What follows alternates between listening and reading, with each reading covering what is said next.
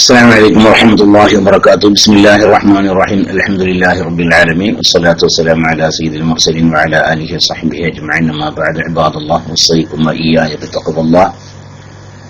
رب اشرح لي صدري ويسر لي أمري واحلل عقدة من لساني يفقه قولي. إن أريد إلا الإصلاح ما استطعت وما توفيقي إلا بالله عليه توكلت وإليه أنيب. ബഹുമാനപ്പെട്ട സഹോദരന്മാരെ, പ്രിയപ്പെട്ട സഹോദരിമാരെ, കുട്ടികളെ, റേഡിയോ ശ്രോതാക്കളെ,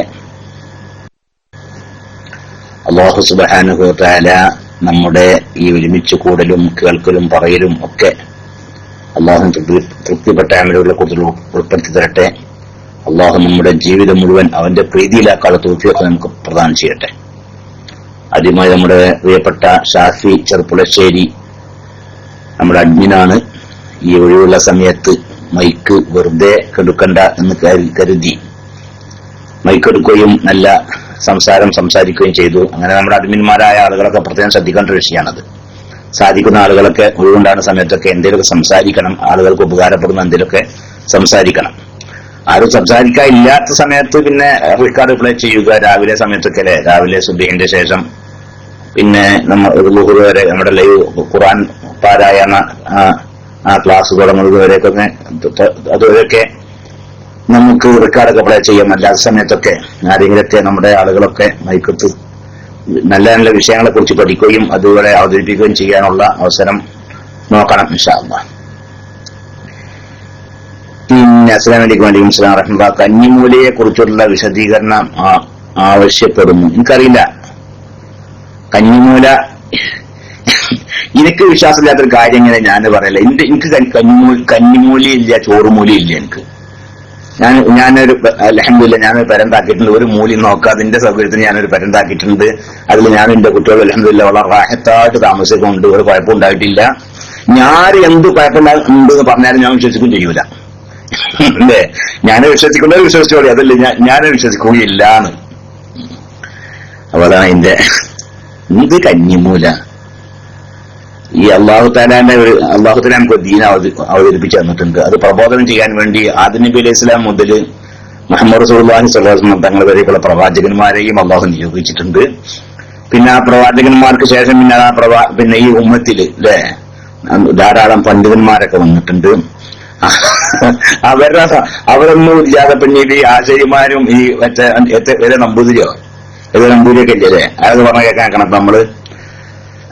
അപ്പൊ അതിനെ സംബന്ധിച്ച് ഇനി ആരെന്ത് ചില ആളുകളൊക്കെ ന്യായീകരിക്കാറൊക്കെ ഉണ്ട്. നമ്മുടെ അരിമകളിൽപ്പെട്ട അല്ലേ, നമ്മുടെ അരിമകളിൽപ്പെട്ട അങ്ങനല്ല.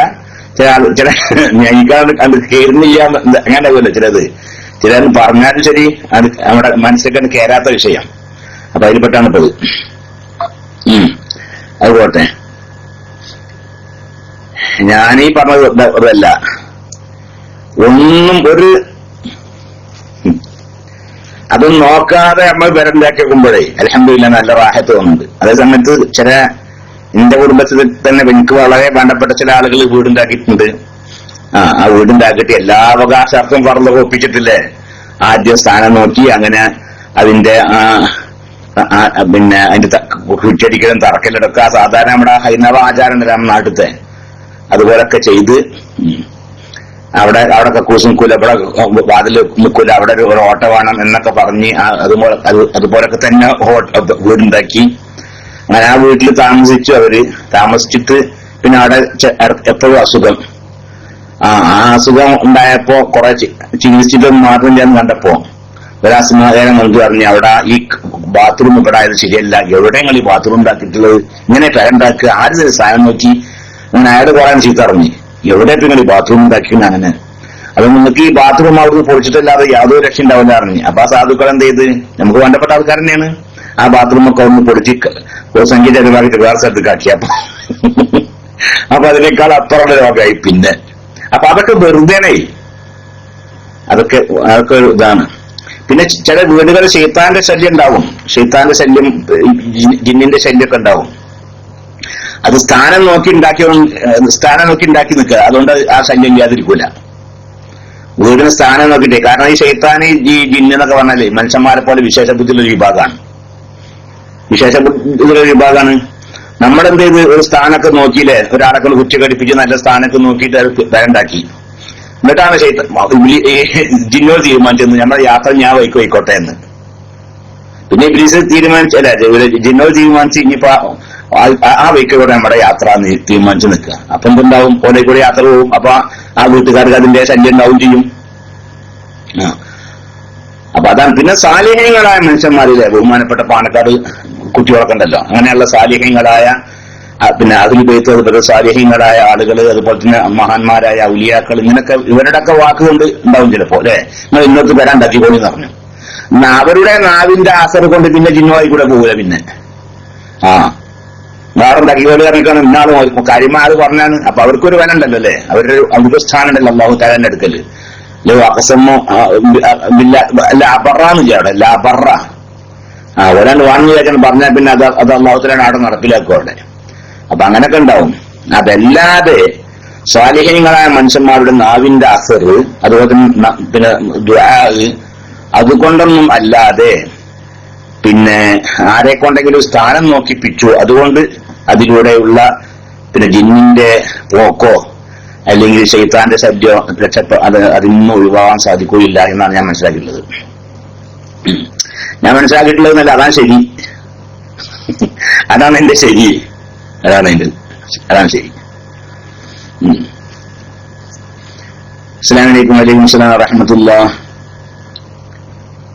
ഉസ്താദ് ദുആ ചെയ്തിരുന്നു. അൽഹംദുലില്ലാഹ് ഭാര്യ പ്രസവിച്ചു, പെൺകുട്ടിയാണ്.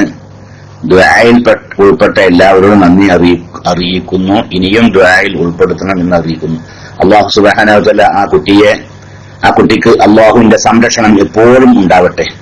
എപ്പോഴും ആ കുട്ടിക്ക് അല്ലാഹു റബ്ബുൽ ഇസ്സത്തിന്റെ സംരക്ഷണം ഉണ്ടാവട്ടെ. അവളുടെ സിഹത്തും ആഫിയത്തും അല്ലാഹുവിന്റെ ത്വാഅത്തിലായിക്കൊണ്ട് ദീർഘായുസ്സും ഒക്കെ അല്ലാഹു പ്രദാനം ചെയ്യട്ടെ. അവളെ ഒരു മാതൃകാ വനിതയാക്കട്ടെ പടച്ചോൻ. ആമീൻ. സല്ലല്ലാഹു അലൈഹി വസല്ലം. മുഹമ്മദ്. അസ്സലാമു അലൈക്കും. വലൈക്കും അസ്സലാം വറഹ്മത്തുള്ളാഹി. ഉസ്താദ്, ഒരു സംശയം. ജുമുഅക്ക് മുമ്പുള്ള സുന്നത്ത് നിസ്കാരം ഇമാം നിസ്കരിക്കുന്നത് കാണുന്നില്ല, എന്തുകൊണ്ടാണ്? അത് വക്താവാത്തോണ്ടാണ്, വേറൊന്നല്ല. ജുമാന്റെ മുമ്പ് സുന്നത്ത് നിസ്കാരം ഉണ്ട്. അത് ഇമാമിനും സുന്നത്തുണ്ട്, മറ്റുള്ളവർക്കൊക്കെ സുന്നത്തുണ്ട്. ഏത് ജുമാന്റെ മുമ്പേ ളുഹറിന്റെ മുമ്പത്തെ അതേ വിധി തന്നെയാണ് ജുമാന്റെ മുമ്പും. ളുഹറിന്റെ മുമ്പ് 2 റക്അത്ത് സുന്നത്തുണ്ടല്ലേ. അതല്ലെങ്കിൽ ഏറ്റവും നല്ലത് 4 റക്അത്ത് നിസ്കരിക്കലാണ്. അതുപോലെ ളുഹറിന്റെ ശേഷം 2 റക്അത്ത്, ഏറ്റവും നല്ലത് 4 റക്അത്ത് നിസ്കരിക്കലാണ്. അപ്പൊ അതൊക്കെ ജുമാന്റെ മുമ്പും ശേഷമൊക്കെ ഉണ്ട്. പിന്നെ എന്തുകൊണ്ട് ജുമാന്റെ മുമ്പ് ഇമാം നിസ്കരിക്കുന്നില്ല എന്നുള്ളതാണ്. അതുമ്പോൾ സാധാരണ നമ്മുടെ ഗൾഫ് നാടുകളിലൊക്കെ ഇവിടൊക്കെ പറഞ്ഞത് ആ ളുഹറിന്റെ വഖത്ത് ആകുമ്പോഴാണ് ഇമാം മിമ്പറിൽ കയറുക. ളുഹറിന്റെ വഖത്താകുമ്പോഴാണ് മിമ്പറിൽ കയറുക. ളുഹറിന്റെ വഖത്താണെങ്കിൽ ളുഹറിന്റെ സുന്നത്ത് നിസ്കരിക്കാൻ പറ്റൂല്ലോ. അപ്പൊ പിന്നെ ഇമാം എന്ത് ചെയ്യും? പിന്നെ ഖുതുബൊക്കെ നടത്തി ജുമാക്ക് നിസ്കരിച്ചതിന് ശേഷം എന്ത് ചെയ്യും? ളുഹറിന്റെ മുമ്പത്തെ 4 റക്അത്തും ളുഹറിന്റെ ശേഷത്തെ 4 റക്അത്തും നിസ്കരിക്കും. അങ്ങനെയുള്ള ചെയ്യാറില്ലേ? ചെയ്യാറ് അങ്ങനെ അല്ലെങ്കിൽ അങ്ങനെ ചെയ്യൽ സുന്നത്താണ്. ജുമാന്റെ മുമ്പ് അല്ലെങ്കിൽ ളുഹറിന്റെ മുമ്പ് ഒരാൾ സുന്നത്ത് നിസ്കരിച്ചില്ല നിൽക്കുക, എന്നാൽ ളുഹറിന്റെ ശേഷം അല്ലെങ്കിൽ ജുമാന്റെ ശേഷം നിസ്കരിച്ചു, എന്നാൽ അത് ഖളാ അല്ല, അത് അദാ തന്നെയാണ്. എങ്ങനെയാലും ശരി, ജുമാന്റെ മുമ്പും ളുഹറിന്റെ മുമ്പ് ഉള്ള സുന്നത്ത് ഉള്ള പോലെ സുന്നത്തുണ്ട്.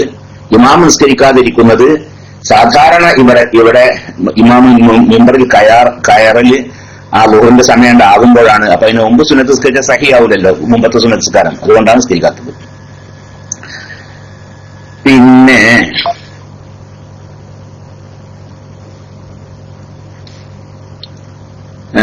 എന്റെ ഭാര്യക്കും 4 കുട്ടികൾക്കും 8 ദിവസമായി കലശലായ പനി, ഛർദി മറ്റും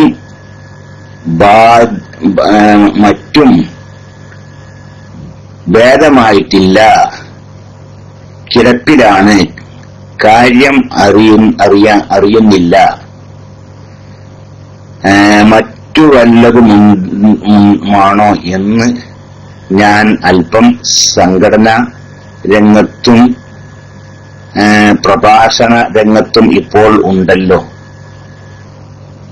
പേര് പറയാതെ റൂമിൽ ദുആ ചെയ്യാൻ വളരെ താഴ്മയോടെ. അല്ലാഹു സുബ്ഹാനഹു വ തആല നിങ്ങൾക്കും നിങ്ങളുടെ കുടുംബത്തിനൊക്കെ പൂർണ്ണ ശിഫ പ്രദാനം ചെയ്യട്ടെ. ചിലപ്പോൾ വേണ്ടാവില്ലേ, ചിലപ്പോൾ അയിനായിരിക്കും, ചിലപ്പോൾ സിഹർ, അതല്ലെങ്കിൽ കണ്ണൂർ, ഇങ്ങനൊക്കെ ഉണ്ടാവുമല്ലോ. ചിലപ്പോൾ അങ്ങനെ ആവും, അതല്ലെങ്കിൽ ചിലപ്പോൾ അതൊന്നാവൂല. സാധാരണ അല്ലാഹു തആല ഒരു രോഗം തന്നുകൊണ്ട് പരീക്ഷിക്കുമല്ലോ, അങ്ങനെയാവാം. പിന്നെ രോഗം ഇടക്കൊക്കെ രോഗം ഉണ്ടാകണം. ചെറിയൊരു രോഗം ഉണ്ടായാലും അതിന്റെ പേരിൽ അള്ളാഹു തആല കുറെ ദോഷങ്ങൾ കൊടുക്കുന്ന ഒരു ഹദീസിലുണ്ട്. ചില ദോഷങ്ങളുണ്ട്, ആ ദോഷങ്ങൾ അള്ളാഹു പൊറുക്കുകയില്ല മക്കളിൽ മുസീബത്ത് വരുത്തിയിട്ടല്ലാതെ എന്ന്. അങ്ങനെയും കൂടി ഉണ്ട്. ചില ദോഷങ്ങളുണ്ട്, ആ ദോഷം അള്ളാഹുത്തിൽ പൊറുക്കണമെങ്കിൽ അത് പൊറുക്കാനുള്ള മാർഗം എന്താണ്? അവന്റെ മക്കളിൽ വല്ല മുസീബത്തും ഉണ്ടാക്കുക, അവർക്ക് വല്ല മുസീബത്തും ഉണ്ടാക്കുക. എന്നിട്ട് അവന് എന്ത് ചെയ്യുക? എന്നിട്ട് ആ മുസീബത്തിൽ ഇവൻ ക്ഷമിക്കുക. അത് കാരണം ഇവന്റെ ദോഷം പുറത്തു കൊടുക്കുക. അങ്ങനൊക്കെ ഉണ്ടാവും.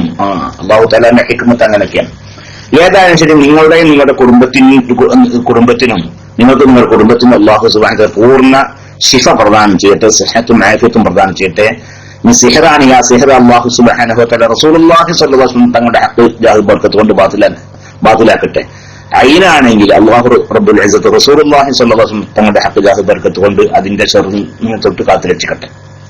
അള്ളാഹു സുബ്ഹാനഹു വ തആല സിഹത്തും ആഫിയത്തും പ്രദാനം ചെയ്യട്ടെ. ആമീൻ.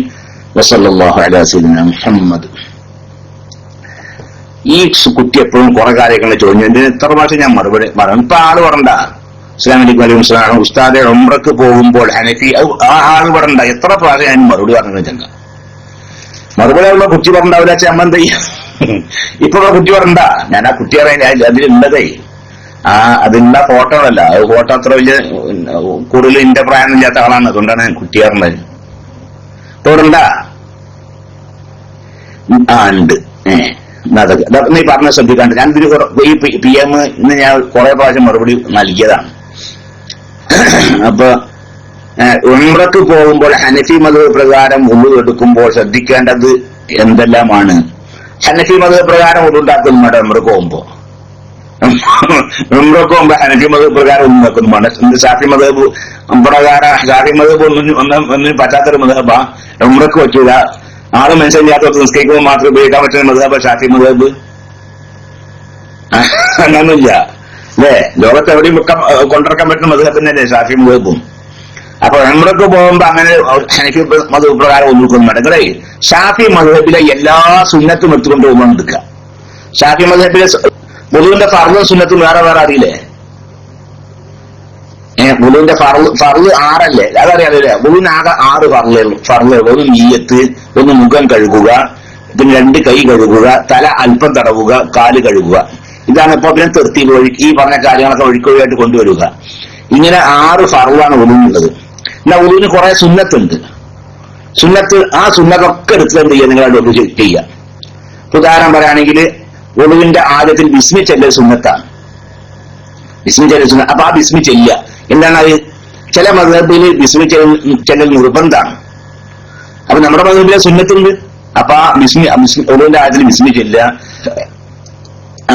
അതുപോലെ തന്നെ പിന്നെ മുൻകൈ കഴുകൽ കഴിഞ്ഞ ശേഷം വായു വെള്ളം കൊപ്പിടിക്കുക, മൂക്കിൽ വെള്ളം കാറ്റിച്ചിട്ടുക, അതൊക്കെ സുന്നത്ത്. ആ സുന്നത്തൊക്കെ എടുക്കുക. പിന്നെ ഒന്ന് ബ്രഷ് ചെയ്യുക അല്ലെ, ഒന്ന് ചെറുതായിട്ടൊന്ന് മിസ്വാക്ക് ചെയ്യുക, അത് സുന്നത്താണ്. അത് പിന്നെ അതിനുശേഷം മുഖം കഴുകുക, പിന്നെ 2 കൈ മുട്ടോടുകൂടി മുട്ട് ഉൾപ്പെടെ കഴുകുക. ഇതൊക്കെ 3 പ്രാവശ്യം കൊണ്ടുവരിക. അതൊക്കെ തല തടവുമ്പോ സാധാരണ നമ്മൾ തലയിൽ നിന്ന് അല്പേ തടവാറുള്ളൂ അല്ലെ? തലയിൽ നിന്ന് അല്പം തടയാറുള്ളൂ. ഇനി ഉംറക്ക് പോകുമ്പോഴാവട്ടെ അല്ലാത്ത സമയത്താവട്ടെ നിങ്ങൾ എന്ത് ചെയ്യുക? എപ്പോഴും തല മുഴുവൻ തടവുക. കാരണം സുന്നത്താണ്, ഉറുവിന്റെ സുന്നത്തിൽപ്പെട്ടാണ് തല മുഴുവൻ തടവുക. മനസ്സിലാകേണ്ട? കുട്ടി കേൾക്കുന്നുണ്ടാന്ന്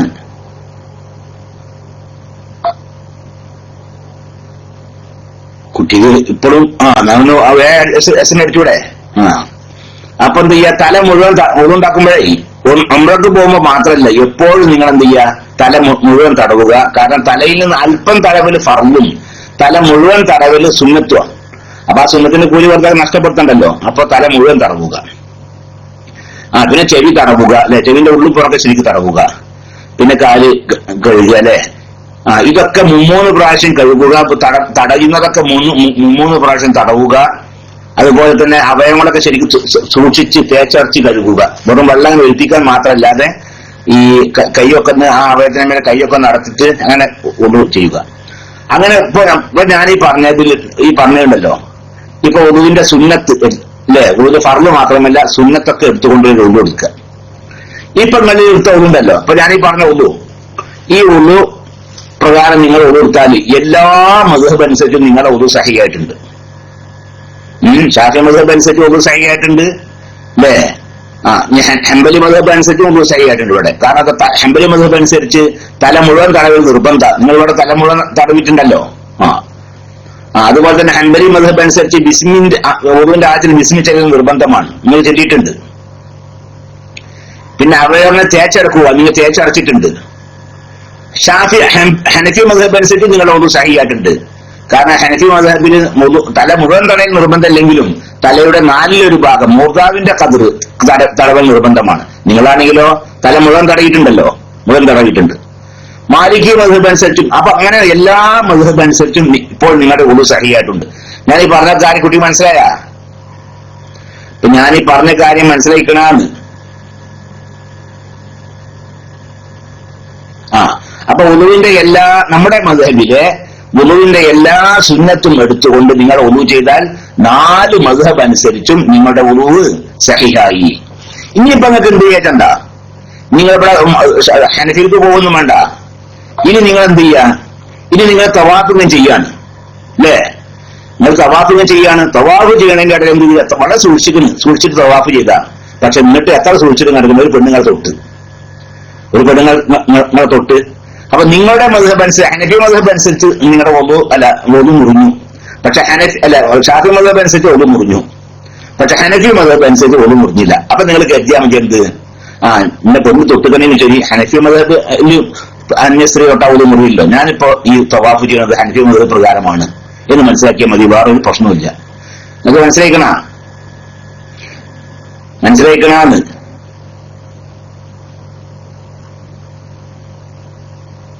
അതെന്റെ പണി ആയിക്കോട്ടെ, അതെന്നെയാണ് എന്റെ പണി. പിന്നെ അസ്സലാമു അലൈക്കും. വലൈക്കും അസ്സലാം വറഹ്മത്തുള്ളാഹി. ഉസ്താദെ, ഞാൻ നാട്ടിൽ പോകാൻ ആഗ്രഹിക്കുന്നു. ചില സാങ്കേതിക പ്രശ്നങ്ങൾ കൊണ്ട് എല്ലാം ഖൈറാവാൻ വേണ്ടി ദുആ ചെയ്യണം. അല്ലാഹു സുബ്ഹാനഹു വ തആല എല്ലാ പ്രയാസങ്ങളും എളുപ്പമാക്കി തരട്ടെ, എല്ലാ തടസ്സങ്ങളും അല്ലാഹു നീക്കി തരട്ടെ. അല്ലാഹു സുബ്ഹാനഹു വ തആല റാഹത്തായി രീതിയിൽ സന്തോഷകരമായ രീതിയിൽ നാട്ടിൽ പോകാൻ നിങ്ങളെ സഹായിക്കട്ടെ, നിങ്ങൾക്ക് തൗഫീഖ് പ്രദാനം ചെയ്യട്ടെ. ആമീൻ. വസല്ലല്ലാഹു അലാ സയ്യിദിനാ മുഹമ്മദ്. കുളിക്കുമ്പോൾ ഉളൂഇന് കരുതിയാൽ സഹിയാകുമോ? കുളിക്കുമ്പോൾ വരണ്ട, ഈ ചോദിച്ചാൽ വരണ്ട, ഈ ചോദിച്ചാൽ വരണ്ടാന്ന്.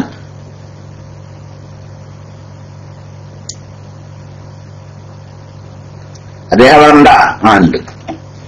കുളിക്കുമ്പോ മുങ്ങി കുടിക്കുക നിൽക്കുക. ഞാൻ വലിയ ശുദ്ധിനെ കുറിച്ച് എടുക്കുന്നത് സാധാരണ കുടിനെ കുറിച്ചാണ് ഞാൻ പറഞ്ഞത്. വലിയ ശുദ്ധീകരണത്തിനെ കുറിച്ചല്ല പറഞ്ഞത്. സാധാരണ കുളിമില്ല, നമ്മൾ സാധാരണ വെറുതെ കുളിക്കൂലേ, ആ കുളിക്കുക. അപ്പൊ മുങ്ങി കുടിക്കാണ്. അപ്പൊ മുങ്ങുമ്പോ എന്തെങ്കിലും കരുതി ഞാൻ എന്റെ ചെറിയ ശുദ്ധിയെ ഉയർത്തുന്നു എന്ന് മനസ്സിൽ കരുതിയിട്ടുണ്ട്. ഇത് നിങ്ങളാണ് മുങ്ങി നിൽക്കുക. എന്നാൽ അതോടുകൂടി എനിക്ക് ഒരു കുട്ടി നേരെ മറിച്ച് ശരീരത്തിൽ വെള്ളം അങ്ങനെ പാർന്ന് കുടിക്കാണ്. അപ്പൊ ഞാൻ ചെറിയ ശുദ്ധിയെ ഉയർത്തുന്നു എന്ന നീയത്തോടു കൂടി നിങ്ങളുടെ ശരീരത്തിൽ വെള്ളം പാർന്നാലും നിങ്ങൾക്ക് ഒന്നു കിട്ടൂല. മനസ്സിലായ? കട്ടുണ്ട ഞാൻ സംസാരിക്കുന്ന കട്ടുമേട്ടാ? കട്ടോടുകൂടിയ കട്ടൊന്നുമില്ല. അപ്പൊ നിങ്ങളെ ആ കുട്ടി ധാരാളമാണ്. പോട്ടെ, എന്നാ കേട്ടില്ല നിങ്ങളെ ആ സിസ്റ്റത്തിൽ ധാരാളമാണ് അതെ. അപ്പൊ ഇനിയിപ്പോ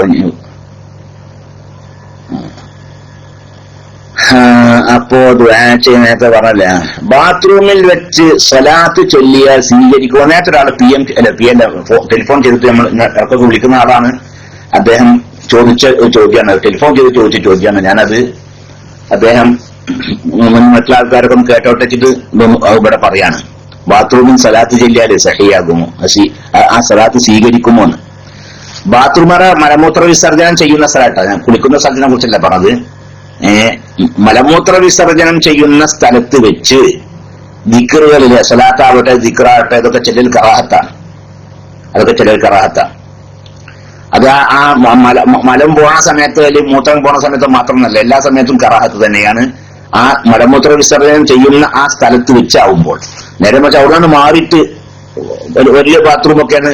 പിന്നെ മലമൂത്ര വിസർജനത്തിനുള്ള സ്ഥലത്തിന് പുറമെ അവിടെ ഉളുണ്ടാക്കാനൊക്കെ വേറെ സ്ഥലം ഉണ്ട് നിൽക്കുക. പിന്നെ കറാഹത്തൊന്നുമല്ല, അവിടെ വെച്ചിട്ടാവുമ്പോ കറാഹത്തല്ല. ഏതാ ശരി മലമൂത്ര വിസർജനത്തിന്റെ സ്ഥലത്ത് വെച്ചാണെങ്കിൽ കറാഹത്താണ്.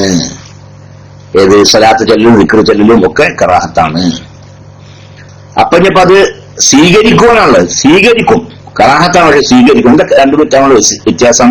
ഒരാൾ ബാത്റൂമിൽ സ്വലാത്ത് ചെല്ലി നിൽക്കുക, എന്നാ കറാഹത്താണ്, പക്ഷെ സ്വീകരിക്കും. എന്താ രണ്ടും തമ്മിൽ വ്യത്യാസം? സ്വീകരിച്ച അതിന് സവാബ് ഉണ്ടാവില്ലേ, അതിന് അള്ളാഹു തആല നടക്കുന്ന ഒരു കൂലി ഉണ്ടാവും അല്ലെ, സവാബ്, അത് ലഭിക്കൂല. കറാഹത്ത് സ്വീകരിച്ചുകൊണ്ട് കറാഹത്ത് ആ രീതിയിൽ ചെല്ലിയാലേ അതിന് ലഭിക്കേണ്ടുന്ന കൂലി ലഭിക്കൂല. അതേ സമയത്ത് അത് സ്വീകരിക്കും. എന്താ സ്വീകരിക്കാനായിട്ട് ഒരാൾ ഉദാഹരണം പറയാൻ ഒരാൾ നീർച്ചാക്കി നിൽക്കുക, ഞാൻ 1000 സ്വലാത്തില്ല നീർച്ചാക്കി, അങ്ങനെ എന്ത് ചെയ്ത് ഓനാ ബാത്റൂമിൽ വെച്ചിട്ട് അവിടെയും ഇവിടെ ഒക്കെ വെച്ചിട്ട് 1000 സ്വലാത്ത് ചെല്ലി പൂർത്തിയാക്കി നിൽക്കുക. എന്നാ പിന്നെ അള്ളാഹുവിനോട് ചോദിക്കൂല നീർച്ചാക്കിയത് എന്തുകൊണ്ട് വീട്ടിലാന്ന് ചോദിക്കൂല. അതാണ് സ്വീകരിക്കും കൂലില്ല എന്ന് പറഞ്ഞൊരു വ്യത്യാസം. അതാണ് സ്വീകരിക്കും, അതായത് അത് അവൻ ആ സലാത്ത് ചെല്ലിയതായി പരിഗണിക്കും. പക്ഷെ അതിന് പുറമെ അല്ലാഹു തആലാന്റെ ഭാഗത്ത് നിന്ന് അതിന് വമ്പിച്ച സവാബുണ്ട്, ആ സവാബ് ലഭിക്കുകയില്ല. അത് ലഭിക്കണമെങ്കിൽ കറാഹത്തൊന്നും ഇല്ലാത്ത രീതിയിൽ ചെല്ലണം. പിന്നെ നമ്മൾ നമസ്കരിക്കുന്നതിന്റെ ഇടയിൽ തൊട്ടടുത്ത് നിസ്കാരത്തിനുള്ള ബാങ്ക് വിളി കേട്ടാൽ നിസ്കരിച്ചു കൊണ്ടിരിക്കുന്ന നിസ്കാരം പൂർത്തിയാക്കണോ? നമ്മൾ നിസ്കാരത്തിന്റെ ബാങ്ക് വിളിയല്ലേ, ഇഖാമത്തിനെ കുറിച്ചായിരിക്കും പറഞ്ഞതല്ലേ, അതാ ശരി. അതെന്തെങ്കിലും കേട്ടെ, നമ്മൾ ഫർള് നിസ്കരിച്ചുകൊണ്ടിരിക്കാൻ നിൽക്കുക, സുന്നത്ത് നിസ്കരിക്കാൻ വിഷയമല്ല. ഒരാൾ സുന്നത്ത് നിസ്കരിച്ചു കൊണ്ടിരിക്കുകയാണ്, ആ നിസ്കരിച്ചു കൊണ്ടിരിക്കുന്ന സമയത്താണ് ഇഖാമത്ത് കൊടുക്കുന്നത്. ബാങ്കിനെ കുറിച്ചല്ല ഉള്ളത് ഇവിടെ, ഇഖാമത്ത് കൊടുക്കുന്നത്, ജമാഅത്തിന് വേണ്ടി ഇഖാമത്ത് കൊടുക്കുന്നത്. എന്നാൽ ആ സുന്നത്കാരത്തിന് കൈ വെച്ചിട്ട് എന്ത് ചെയ്യുക, അവൻ പോവാം, യാതൊരു വിരോധവുമില്ല. കാരണം സുന്നത്ത് നോമ്പ് നടക്കുന്ന ആളും സുന്നത്ത് നിസ്കരിക്കുന്ന ആളുണ്ടല്ലോ, അയാൾക്ക് പൂർണ്ണ സ്വാതന്ത്ര്യമുണ്ട്. ആ നിസ്കാരം കൊണ്ട് എന്താണ് ചെയ്യേണ്ടത്, ആ നോമ്പ് കൊണ്ട് എന്താണ് ചെയ്യേണ്ടത് എന്ന് തീരുമാനിക്കാനുള്ള പൂർണ്ണ സ്വാതന്ത്ര്യം അയാൾക്ക് ഉണ്ടെന്നാണ്. അയാൾ സുന്നത്ത് നോമ്പാ നോക്കാണ്, നോക്കുവാണെങ്കിൽ എന്ത് ചെയ്യുക, അത് മുറിക്കാം. അപ്പൊ നോക്കുവാൻ വിചാരിക്കാനാണ് മുറിക്കുക, അതിന്റെ പേര് ഒരു കുറ്റമില്ല. അല്ലെങ്കിൽ സുന്നത്ത് നിസ്കരിച്ചുകൊണ്ടിരിക്കുന്ന ആളാണ്, എന്നാൽ അതെന്ത് ചെയ്യുക, അവന് നിസ്കാരം വേണമെങ്കിൽ എന്ത് ചെയ്യാണ്ട് മുറിക്കുക, അതുകൊണ്ട് അതിന്റെ പേരിൽ യാതൊരു കുറ്റമില്ല. പക്ഷെ അവിടെ ഏറ്റവും നല്ലത് എന്താണെന്ന് വെച്ചിട്ടുണ്ടോ, ഏറ്റവും നല്ലത് ജമാഅത്തിന് വേണ്ടി ബാങ്ക് ഇഖാമത്ത് കൊടുക്കുകയാണെങ്കിലും ആ നിസ്കാരം വേഗം പൂർത്തിയാക്കുക, സുനസ്കാരേ വേഗം 2 റക്അത്ത് പൂർത്തിയാക്കുക, അതാണ് ഏറ്റവും നല്ലത്. അതാണ്. എന്നിട്ട് എന്ത് ചെയ്യുക, ആ നിസ്കാരത്തിൽ തുടരുക. അങ്ങനെ ചെയ്യാൻ പറ്റുമല്ലോ. ആ സുനസ്കാരത്തിലെ ഫർളുകളൊക്കെ മാത്രമാണ് എടുത്തിട്ട് ഫാത്തിഹ സൂറത്ത് ഓതാതെ പിന്നെ റുക്കൂഉം സുജൂദൊക്കെ ചെല്ലേണ്ടതൊക്കെ ചുരുക്കിയിട്ട് വേഗം സഹിയാകുന്ന രീതിയിൽ വേഗം 2 റക്അത്ത് നിസ്കരിച്ചിട്ട് പൂർത്തിയാക്കിയിട്ട് ജമാഅത്തിൽ തുടരലാണ് സുന്നത്ത്. ഇനി അതല്ല പിന്നെ അത് നിസ്കാരത്തിന് കൈയഴിച്ച് പോവുകയാണെങ്കിൽ അതിൽ തൊട്ടുകയാണെങ്കിൽ അതുകൊണ്ട് വിരോധമില്ല. നേരെ മറിച്ച് ഫർള് നിസ്കരിച്ചുകൊണ്ടിരിക്കുന്ന ആളെ നിൽക്കുക, ഫർള് നിസ്കാരത്തിലേക്ക് പ്രവേശിച്ച ആൾ അങ്ങനെ ഫർള് മുറിക്കാനും പാടില്ല. കാരണം കൂടാതെ ഫർള് നിസ്കാരം മുറിക്കൽ ഹറാമാണ്. അതുപോലെ തന്നെ കാരണം കൂടാതെ ഫർള് നോമ്പ് മുറിക്കൽ ഹറാമാണ്. ഒരാൾ ഫർള് നോമ്പാണ് നോച്ചുകൊണ്ടിരിക്കുകയാണ്, അതുകൊണ്ട് വെറുതെ മുറിക്കാനും പാടില്ല. അത് നമുക്ക് കഥാ കൂട്ടാരെന്ന് വിചാരിച്ച് മുറിക്കാനും പാടില്ല. കഥാ കൂട്ടും വേണം, കരുതി കൂട്ടി മുറിക്കൽ ഹറാമാണ്. ആ കുറ്റം അവൻ സഹിക്കും വേണ്ടി വരും. കഥാ കൂട്ടി എന്നുള്ളത് കൊണ്ട് അത് ആ ഫർള് നോമ്പ് മുറിച്ച കുറ്റം ഉണ്ടല്ലോ, അത് ഒഴിവാവൂല. അപ്പൊ ഫർള് നിസ്കാരമാവട്ടെ ഫർള് നോമ്പാവട്ടെ അതിലേക്ക് പ്രവേശിച്ചാൽ പിന്നെ അത് മുറിക്കാൻ പാടില്ല. മുറിക്കൽ കാരണം കൂടാതെ മുറിക്കൽ ഹറാമാകുന്നു. അപ്പൊ ഞാൻ ഫർള് നിസ്കരിക്കുകയാണ്, ആ സമയത്ത് ഇഖാമത്ത് കൊടുത്തു. അപ്പൊ എന്താ ചെയ്യേണ്ടത്, ആ നിസ്കാരം അവൻ സുന്നത്താക്കി മാറ്റി മറിക്കുക. അതാണ് ഫർളിന് കൈ കെട്ടിയാലേ അതിനൊരു കുറച്ചൊരു നല്ലിമരിട്ടതിന്. ആ നിസ്കാരം അവൻ സുന്നത്താക്കി മാറ്റി മറിക്കുക. എന്ത്, ഞാൻ ഈ നിസ്കാരം പിന്നെ സുന്നത്താക്കുന്നു മനസ്സിൽ മൂന്നാമത്തെ റക്അത്തിലേക്കൊന്നും എഴുന്നേറ്റ് നിന്നിട്ടില്ലെങ്കിൽ, മൂന്നാമത്തെ റക്അത്തിലേക്കൊന്നും എഴുന്നേറ്റ് നിന്നിട്ടില്ലെങ്കിൽ അവൻ എന്ത് ചെയ്യുക, അത് സുന്നത്താക്കി മാറ്റി മറിക്കുക. അപ്പൊ വേഗം 2 റക്അത്ത് ആ ഫർള് നിസ്കാരത്തിൽ വേഗം 2 റക്അത്ത് ഉണ്ടാക്കുക. എന്നിട്ട് എന്ത് ചെയ്യുക, അത് സുന്നത്താക്കി മാറ്റി മറിച്ചിട്ട് ഫർള് നിസ്കാരത്തിൽ പോയി തൊട്ടുക. എന്നാ ഈ ആ ഫർള് നിസ്കാരത്തെ അവൻ സുന്നത്താക്കി മാറ്റി മറിച്ചല്ലോ, അത് അവന് റവാത്തിബ് സുന്നത്തായിട്ട് പരിഗണിക്കപ്പെടുവോ? അതില്ല. ഉദാഹരണം, അവന് ദുഹറിന് മുമ്പ് സുന്നത്ത് നിസ്കരിക്കാത്ത ആളാണ്, അങ്ങനെയാണ് ളുഹ്ർ നിസ്കരിക്കായിരുന്നു. അപ്പോഴാണ് ഇഖാമത്ത് കൊടുക്കുന്നത്, ജമാഅത്തിന് വേണ്ടി ഇഖാമത്ത് കൊടുക്കുന്നത്. അപ്പോൾ അവൻ ആ ളുഹ്ർ നിസ്കാരം എന്താക്കി സുന്നത്താക്കി മാറ്റി മറിച്ചു. എങ്ങനെ അത് ളുഹറിന്റെ മുമ്പത്തെ രണ്ടൊക്കെ സുന്നത്താവോ? ഇല്ല, അത് എന്തേ ആവുള്ളൂ? അത് സാധാരണ നഫിലുണ്ടല്ലോ, വെറും സുന്നത്ത് നിസ്കാരം, അതായിട്ടേ പരിഗണിക്കപ്പെടുള്ളൂ. മനസ്സിലായിട്ടുണ്ടല്ലോ അല്ലേ? മനസ്സിലായിക്കണപ്പോ ഞാനീ പറഞ്ഞത് കുറെ ആൾക്കാർക്ക് മനസ്സിലായിക്കണ? എന്താ ആരും എസ്സടിക്കാത്തത്? മനസ്സിലായിട്ടുണ്ട്. പിന്നെ രണ്ടാമത്തെ ചോദ്യം അതേ ആൾക്കാരുണ്ട്. നിസ്കരിക്കുമ്പോൾ സുജൂദിന്റെ സ്ഥാനത്ത് മൊബൈൽ പോലുള്ള വസ്തുക്കൾ വെക്കാൻ പാടുണ്ടോ? അതുകൊണ്ടൊന്നും കുഴപ്പമൊന്നുമില്ല. സുജൂദിന്റെ സ്ഥാനത്ത് മൊബൈലോ എന്തെങ്കിലും വെക്കാണ്ട് അതുകൊണ്ട് വിരോധമൊന്നുമില്ല. ഹറാമല്ല, നിസ്കാരം സഹിയാവാതിരിക്കൂല എന്നർത്ഥം. അസ്സലാമു അലൈക്കും. വലൈക്കും അസ്സലാം വറഹ്മത്തുള്ളാഹി. ഇമാം നിസ്കാരത്തിൽ അത്തഹിയ്യാത്തിൽ ഇഫ്തിറാഷിന്റെയോ തവറുക്കിന്റെയോ ഇരുത്തം അല്ലാത്ത രീതിയിൽ ഇരുന്നാൽ എന്താണ് വിധി? അതുകൊണ്ട് കുഴപ്പമൊന്നുമില്ല. അത്തഹിയ്യാത്തിൽ ഇഫ്തിറാഷിന്റെ ഇരുത്തമല്ല, തവറുക്കിന്റെ ഇരുത്തമല്ല നിൽക്കുക. എന്നാൽ വേറെയും ഇരുത്തുണ്ട്, അത്തഹിയ്യാത്തിൽ ഇരിക്കാൻ പറ്റുന്ന തറബ്ബുണ്ടല്ലോ, അതും അങ്ങനെ അത്തഹിയ്യാത്തിൽ ഇരിക്കാം. ഇഫ്തിറാഷിന്റെ ഇരുത്തം അതൊക്കെ ഇബാദത്തിന്റെ ഇരുത്തം തന്നെയാണ്. ഇഫ്തിറാഷിന്റെ ഇരുത്തം, തവറുക്കിന്റെ ഇരുത്തം, തറബ്ബു ഇരുത്തണ്ട്, ചമ്മനെ പോയിട്ടിരിക്കാറില്ലേ, അതൊക്കെ ഇബാദത്തിന്റെ ഇരുത്തമാണെന്ന്. പിന്നെ ഇഖ്റാദിലെ ഒരു നായർത്ഥമുണ്ട്, നായർത്ഥം, അത് കറാഹത്താണ്. എന്ത് നായർത്ഥം എന്ന് പറയാൻ എങ്ങനെയാണ്? അതിങ്ങനെ പിന്നെ നായക്കലും ഇരിക്കുമല്ലോ, ചന്തി നിലത്ത് കുത്തിയിലെ രണ്ട് കാലുകൾ നാട്ടി വെച്ച്, രണ്ട് കാലുകൾ നാട്ടി വെക്കുക. എന്നിട്ട് എന്ത് ചെയ്യാ? അവന്റെ രണ്ട് കൈയും ആ കാലിന്റെ ആ നാട്ടി വെച്ച കാലിന്റെ മുമ്പിൽ ഇങ്ങനെ വെക്കുക. അങ്ങനത്തെ ഒരു ഇരുത്തണ്ടല്ലോ അല്ലേ? മുട്ടിട്ടിരിക്കലല്ല, മുട്ടിട്ടിരിക്കണമെന്നല്ല നായക്ക് എന്ന് പറയാം. നായക്കിൽ സാധാരണ ഇരിക്കില്ല, ചന്തി നേരത്ത് വെച്ചുകൊണ്ട് അവൻ രണ്ട് കാലും ഇങ്ങനെ നാട്ടി വെച്ചുകൊണ്ട് ആ നാട്ടി വെച്ച കാലിന്റെ മുമ്പിൽ അവന്റെ രണ്ട് കൈയും വെച്ചുകൊണ്ട് ഇങ്ങനെ ഇരിക്കുക, നായക്കിൽ ഇരിക്കുന്ന പോലെ. അത് കറാഹത്താണ്. അതല്ലാ തറബ്ബിന്റെ ഇരുത്തം ചങ്ങനെ പോയിട്ടിരിക്കുക, അങ്ങനെ അത്തഹിയ്യാത്തിൽ ഇരിക്കാൻ വിരോധമില്ല.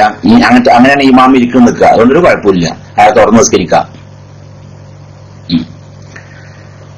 പിന്നെ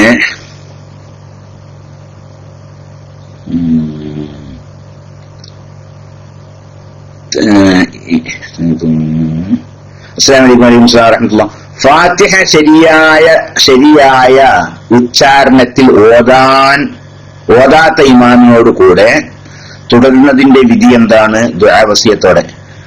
ഫാത്തിഹ ശരിയായി ഓതാൻ സാധിക്കാത്ത ഇമാമായ കാലം തുറന്ന് നിസ്കരിക്കാൻ പാടില്ല. തുറന്ന് നിസ്കരിച്ചിട്ടുണ്ടെങ്കിൽ നിസ്കാരം സഹിയാവൂല. എന്നാതിനെ പോലും ഇല്ലാതെ മാത്രമല്ല, നിസ്കാരവും സഹിയാവൂല. ഫാത്തിഹ ശരിക്കും ഓതാൻ സാധിക്കുന്ന ഒരാൾ, ഫാത്തിഹ അതിന്റെ ഹർഫുകളുടെ മഖ്റജ് ഉണ്ടല്ലോ, ആ മഖ്റജിൽ നിന്ന് ഓരോ ഹർഫ് മുഴുവൻ സാധിക്കുന്ന ഒരാൾക്ക് സാധിക്കാത്ത ഒരാളെ തുറന്ന് നിസ്കരിച്ചാൽ ജമാഅത്തിനെ കൂടിയിടാമല്ല, നിസ്കാരം സഹിയാവൂല. വളരെ ശ്രദ്ധിക്കേണ്ട ഒരു വിഷയമാണത്. ഒരാൾക്ക് അത് അതിനകത്ത് വലിയ കാര്യമാകുക എന്നുള്ളതല്ല. പിന്നെ ഈ ആൾക്ക് എന്ത് ചെയ്യും? ഈ തുടരുന്ന ആൾക്ക് സൂറത്തുൽ ഫാത്തിഹയിലെ എല്ലാ അക്ഷരങ്ങളും അതിന്റെ മഖ്റജിന് മുഴുവൻ സാധിക്കും. അയിനായിട്ട് അൽഹംദു എന്നല്ല, അൽഹംദു ലില്ലാഹി റബ്ബിൽ ആലമീൻ, അതിനൊക്കെ ഉണ്ടല്ലോ. ഹൊയിന് അതൊക്കെ അതിന്റെ പറയേണ്ടുന്ന രീതിയിൽ പറയാൻ സാധിക്കുന്ന ഒരാളാണ്. അങ്ങനത്തെ ആൾക്ക് അങ്ങനെ അല്ലാതെ ഓതുന്ന ആളെ തുറന്ന് നിസ്കരിച്ചാൽ നിസ്കാരം സഹിയാവുകയില്ല. അപ്പൊ ഈ ആളിപ്പോ വലിയ മൂല്യമൊന്നുമല്ല, അങ്ങനെ ഉണ്ടാവില്ലല്ലേ? ഇന്നോടൊരു സംഭവം, ഞാൻ ആളെ പറയാൻ പറ്റില്ല, സ്ഥലം പറയാൻ പാടില്ല. ഇന്നോടൊരു നാടൻ കാക്ക പറഞ്ഞേ, ഒരു നാടൻ ഒരാള്. അപ്പൊ ആ നാടനായ ആള് പിന്നെ ഒരു സ്ഥലത്ത് ഓതുമ്പോ അതുവരെയൊക്കെ വേണം പതുക്കെ ഓതുക. ആ സ്ഥലത്ത് എത്തിയാല് ഒന്ന് ഉറക്കാണ്ട് ഓതും മൂപ്പര്. എന്നിട്ട് എന്നോട് പറയും, എന്നോട് ഞാൻ എന്താണ് വെച്ചാൽ 100 അങ്ങനെ 100 പറയാം. ഞാൻ എന്താ വെച്ചാൽ 100 ഞാൻ അവിടെ ഉറക്കനെ ഓതുന്നത്. അവിടെ നമ്മുടെ മൂല്യം ഒന്ന് തെറ്റാണ്, മൂപ്പര് മനസ്സിലാക്കിക്കോട്ടെ ചില ഉറക്കം ഓതുന്നതാണ് എന്നോട്. നോക്കി, അവിടെ മൂല്യമുള്ളത് തെറ്റാണ്, അപ്പൊ മൂപ്പര് മനസ്സിലാക്കിക്കോട്ടെ ചില ഞാൻ അവിടെ ഉറക്കണം ഓതുന്നതെന്ന് പറഞ്ഞു. അപ്പൊ അങ്ങനെ കണ്ട് ചിലപ്പോ അല്ലേ, അങ്ങനെയൊക്കെ ഉണ്ടാവും. നാടൻ മനുഷ്യന്മാരിന് ചില ആളുകളുടെ പഴയ കാലത്ത് നല്ല മൊല്ലാമാരെന്നൊക്കെ ശരിക്കും തന്നെ ഓതി പഠിക്കണേ, അങ്ങനെ ഉണ്ട്. നമ്മുടെ നാട്ടിലൊക്കെ ഉണ്ട് കാണാൻ കുറെ ആൾക്കാര്. ആ ചെറിയ ചെറിയ സുഹൃത്തുക്കളൊക്കെ അവർക്ക് അറിവുള്ളൂ കാണാതെ അവിടെ ആ കാഫൊക്കെ മുഴുവൻ കേട്ടാൽ തന്നെ സന്തോഷം തോന്നും. ഇപ്പൊ 12ാം ക്ലാസ് വരെയൊക്കെ മദ്രസ ഒക്കെ ഉണ്ട്. 12ാം ക്ലാസ് വരെ മദ്രസ ഉണ്ട്. ഒക്കെ 12ൽ ഫസ്റ്റ് ആയിട്ട് പാസ്സായ കുട്ടികളും ഓത്തിന്റെ അവിടേക്ക് എത്തിയാൽ വളരെ മോശമായിരിക്കും. വളരെ വളരെ മോശമായിരിക്കും. അത് വളരെ ശ്രദ്ധിക്കേണ്ടുന്ന വിഷയമാണ്. ഖലഖ അല്ലേ? കുറച്ച് മുമ്പ് ഉണ്ടായി ഇവിടെ അത്രമല്ല, കുറച്ച് മുമ്പ് തന്നെ ഒരു പള്ളി ദർസിലത്തെ ഒരു പരിപാടി നമ്മുടെ റൂമില് ലൈവായിട്ട് കൊടുത്തിരുന്നു. അവിടുത്തെ കുട്ടികളുടെ പരിപാടികളൊക്കെ. അപ്പൊ ഒരു കുട്ടിയുടെ പാട്ട് ഹല്ലാക്കായുള്ളോനെ എന്നൊരു പാട്ടില്ലേ അല്ലേ? ഹല്ലാക്കെ ഹല്ലാക്കായുള്ളോനെ എന്നൊക്കെ എന്തൊക്കെ ഒരു പള്ളി ദർശത്തെ മുത്താലിമികള് മൊഴിനെ ചേരുമ്പോഴപ്പാ പറഞ്ഞതേ. അപ്പൊ ഏതായാലും ശരി, ഫാത്തിഹ സൂറത്തിലെ അതിന്റെ അക്ഷരങ്ങൾ അതിന്റെ മഖ്റജിൽ ഓതാൻ സാധിക്കുന്ന നാടനായ ഒരാളാണെങ്കിൽ ശരി, അയാൾക്ക് പള്ളിക്കത്തെ മൂല്യർക്കാണെങ്കിലോ ആള് തഹ്സീലൊക്കെ ഉള്ള മൂല്യരാണ്. പക്ഷേ ആളുടെ മഖ്റജ് മോശം നിൽക്കുക. നാളെ തുറന്ന് നിസ്കരിച്ചാൽ നിസ്കാരം സഹിയാവില്ല. ജമാഅത്തിന്റെ കൂടിയിട്ടില്ല. അത് മാത്രമല്ല, പിന്നെ നിസ്കാരം സഹിയാവുകയും ഇല്ല.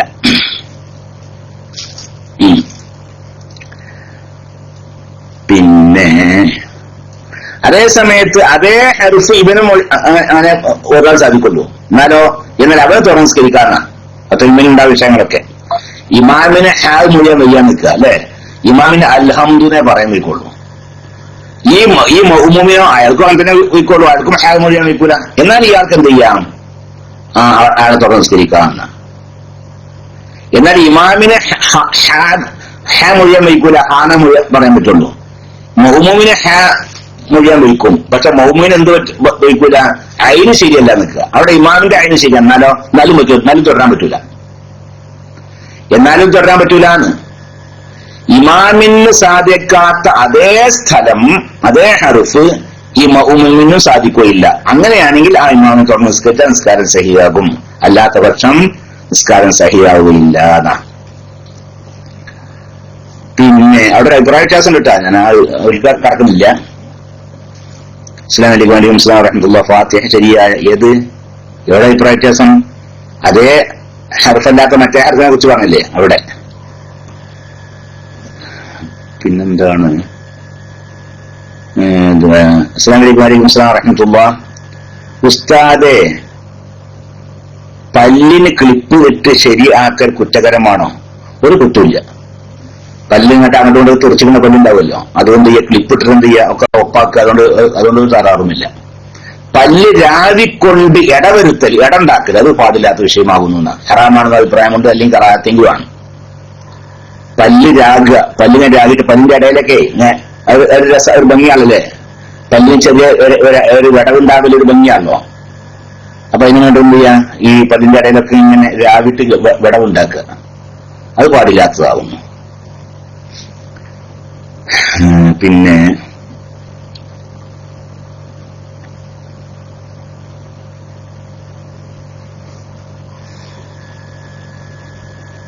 പിന്നെന്താണ്? സലാം പറയൽ. അസ്സലാമു അലൈക്കും വലൈക്കും സലാം. ഉസ്താദെ, സലാം പറയൽ സുന്നത്തും മടക്കൽ നിർബന്ധവുമാണ് എന്ന് അറിയാം. ബട്ട് മടക്കുന്നത് പറഞ്ഞ ആളെ കേൾക്കണം എന്നുണ്ടോ? പിന്നെ അത് വേണമെന്നില്ല. അത് അങ്ങനെയില്ല. പറഞ്ഞ ആളെ കേൾപ്പിക്കലാണ് നല്ലത്. അതാണ് അതിന്റെ മര്യാദ. പക്ഷെ അതേ സമയത്ത് അയാള് കേൾക്കാതെ മടക്കി നിൽക്കത്താലും ആ വുജൂബ്, ആ വാജിബ് കൂട്ടിയവനാകും. സലാം മടക്കുന്ന ആള് പറഞ്ഞ ആള് കേട്ടിട്ടില്ല ഇവൻ മടക്കണമെന്നത്. എന്നാലും ഇവൻ സലാം മടക്കൽ ഇവൻ വുജൂബാണല്ലോ, ആ വുജൂബ് കൂട്ടിയവനായിട്ട് പരിഗണിക്കപ്പെടും. എന്നും അടിക്കുന്ന. പിന്നെ ക്ലാസ് റൂമിൽ ഒരാൾ സലാം പറഞ്ഞാൽ മറ്റുള്ളവർ WS എന്നും WB എന്നും അടിക്കുന്നത് കണ്ടിട്ടുണ്ട്. അപ്പോൾ അത് സലാം മടക്കിയതുപോലെ ആകും. അത് സലാം മടക്കിയതുപോലെ ആകുന്ന. അത് പിന്നെ അസ്സലാമു അലൈക്കും ഒരാൾ എഴുതി നിൽക്കുക. എന്നാലോ അല്ലേ? അങ്ങനല്ലോ അസ്സലാമു അലൈക്കും ഫുള്ളാറ്റിൽ എഴുതി. എന്നാലോ അത് നമ്മൾ നാവ് കൊണ്ട് പറയുന്ന അസ്സലാമു അലൈക്കും മേൽ അറിയിക്കുന്ന പല അക്ഷരങ്ങളാണ് ഇപ്പൊ അത്. അതുപോലെ തന്നെ ഇത് അങ്ങനെ തന്നെയാണ്. നമ്മളെന്ത് ചെയ്യുക? അസ്സലാമു അലൈക്കും നാവ് കൊണ്ട് പറയുന്നു, അതിന്മേൽ അറിയിക്കുന്ന അക്ഷരങ്ങൾ ഒരാളെന്ത് ചെയ്ത് എഴുത്തിലൂടെ സലാം പറഞ്ഞാക്കലൊക്കെ ഉണ്ടല്ലോ. അപ്പോ അതിന്റെ മേൽ അറിയിക്കുന്ന അക്ഷരങ്ങൾ അറിയിച്ചു നിൽക്കുന്നവരും അത് സലാം ചെല്ലലായിട്ടും അതുപോലെ തന്നെ സലാം മടക്കലായിട്ടും പരിഗണിക്കപ്പെടുന്നതാണ്. സുന്നത്ത് നിസ്കരിക്കുന്നവനെ അറിഞ്ഞുകൊണ്ട് തുടർന്നാൽ ജമാഅത്തിന്റെ കൂലി കിട്ടുമോ? ചിലർ പറയുന്നു ജമാഅത്തിന്റെ കൂലി കിട്ടും, കൂലി കിട്ടില്ല എന്ന്. സുന്നത്ത് നിസ്കരിക്കുന്നവനെ തുടർന്ന് നിസ്കരിക്കാൻ നിസ്കാരം സഹിയാണ്, ജമാഅത്തിന്റെ കൂലി കിട്ടുമോന്നോ? അത് സുന്നത്ത് ജമാഅത്ത് ശറഅക്കപ്പെട്ട നിസ്കാരമാണെങ്കിൽ ജമാഅത്തിന്റെ കൂലി കിട്ടും. ജമാഅത്ത് ഉദാഹരണമാണ് തറാവീഹ് നിസ്കാരം അല്ലേ? തറാവീഹ് നിസ്കാരം എന്താണ്? ജമാഅത്ത് ശറഅക്കപ്പെട്ട നിസ്കാരമാണ്. ജമാഅത്തായിട്ട് നിസ്കരിക്കാൻ സുന്നത്ത് നിസ്കാരം ആണല്ലോ തറാവീഹ് നിസ്കാരം. അപ്പൊ ജമാഅത്ത് ശറഅക്കപ്പെട്ട നിസ്കാരത്തോട് ഒരാളെന്ത് ചെയ്തു? ഫർദ് നിസ്കരിക്കുന്നവൻ തുറന്ന് നിസ്കരിച്ചു നിൽക്കുക. എന്നാൽ നിസ്കാരം സഹിയാവുന്ന മാത്രമല്ല ജമാഅത്തിന്റെ കൂലി കിട്ടുകയും ചെയ്യും. അല്ലാത്ത നിസ്കാരം ഇല്ലേ, ജമാഅത്ത് ശറഅക്കപ്പെടാത്ത സുന്നത്ത് നിസ്കാരം, ആ സുന്നത്ത് നിസ്കാരത്തോട് തുടരല് ഖിലാഫുൽ ഔലയാണ്, എനിക്ക് കറാഹത്താണ് എന്നൊക്കെ പറയുന്നുണ്ട്. അങ്ങനെ ആകുമ്പോൾ ജമാഅത്തിന്റെ കൂലി കിട്ടുകയും ചെയ്യൂല. ഏതായാലും ജമാഅത്ത് ശറഅക്കപ്പെട്ട നിസ്കാരം സുന്നത്ത് നിസ്കാരമാണെങ്കിൽ അതിൽ തുറന്നിട്ടുണ്ടെങ്കിൽ ജമാഅത്തിന്റെ കൂലി കിട്ടുകയും ചെയ്യും. സലാം മടക്കൽ മനസ്സിൽ മടക്കിയാൽ മതിയോ? പോരാ. സലാം മടക്കലാവട്ടെ സലാം പറയലാവട്ടെ അതിന്റെ കൂലി കിട്ടണമെങ്കിൽ, അതിന്റെ വാജിബ് പൂർത്തിയാവണമെങ്കിൽ, സുന്നത്തിന്റെ കൂലി കിട്ടണമെങ്കിൽ നാവുകൊണ്ട് പറയുന്ന വേണം. ദിക്റുകളൊക്കെ അങ്ങനെ തന്നെയാണ്. സലാമിന്റെ ഒരു ദിക്റാണല്ലോ, അതൊക്കെ അങ്ങനെ തന്നെയാണ്. അവന്റെ സ്വന്തം ശരീരം കേൾക്കുന്ന രീതിയിലെങ്കിലും പിന്നെ മുന്നെങ്കിലേ അത് പരിഗണിക്കപ്പെടുള്ളൂ. സലാം പറ്റലിൽ മാത്രമല്ല, ഇപ്പൊ നമ്മളെന്ത് ചെയ്താൽ നിസ്കാരത്തിന് ശേഷം 33 സുബ്ഹാനല്ലാഹില്ല അൽഹംദുലില്ലാഹ് 33, അത് നമ്മൾ മനസ്സിൽ ചെല്ലി നിൽക്കുക. 33 ചെല്ലിയ കൂലി കിട്ടുമോ? ഇല്ല. പിന്നെ എന്ത് വേണം? ആ ചെല്ലുന്ന ആളുടെ സ്വന്തം ശരീരമെങ്കിലും കേൾക്കുന്ന രീതിയിൽ ചെല്ലണം, എന്നാലേ അത് ചെല്ലിയ കൂലി കിട്ടുള്ളൂ. പിന്നെ അസ്സലാമു അലൈക്കും വലൈക്കും അസ്സലാം വറഹ്മത്തുള്ളാഹി. ഒരു ചെറുപ്പക്കാരൻ 20 വയസ്സുള്ള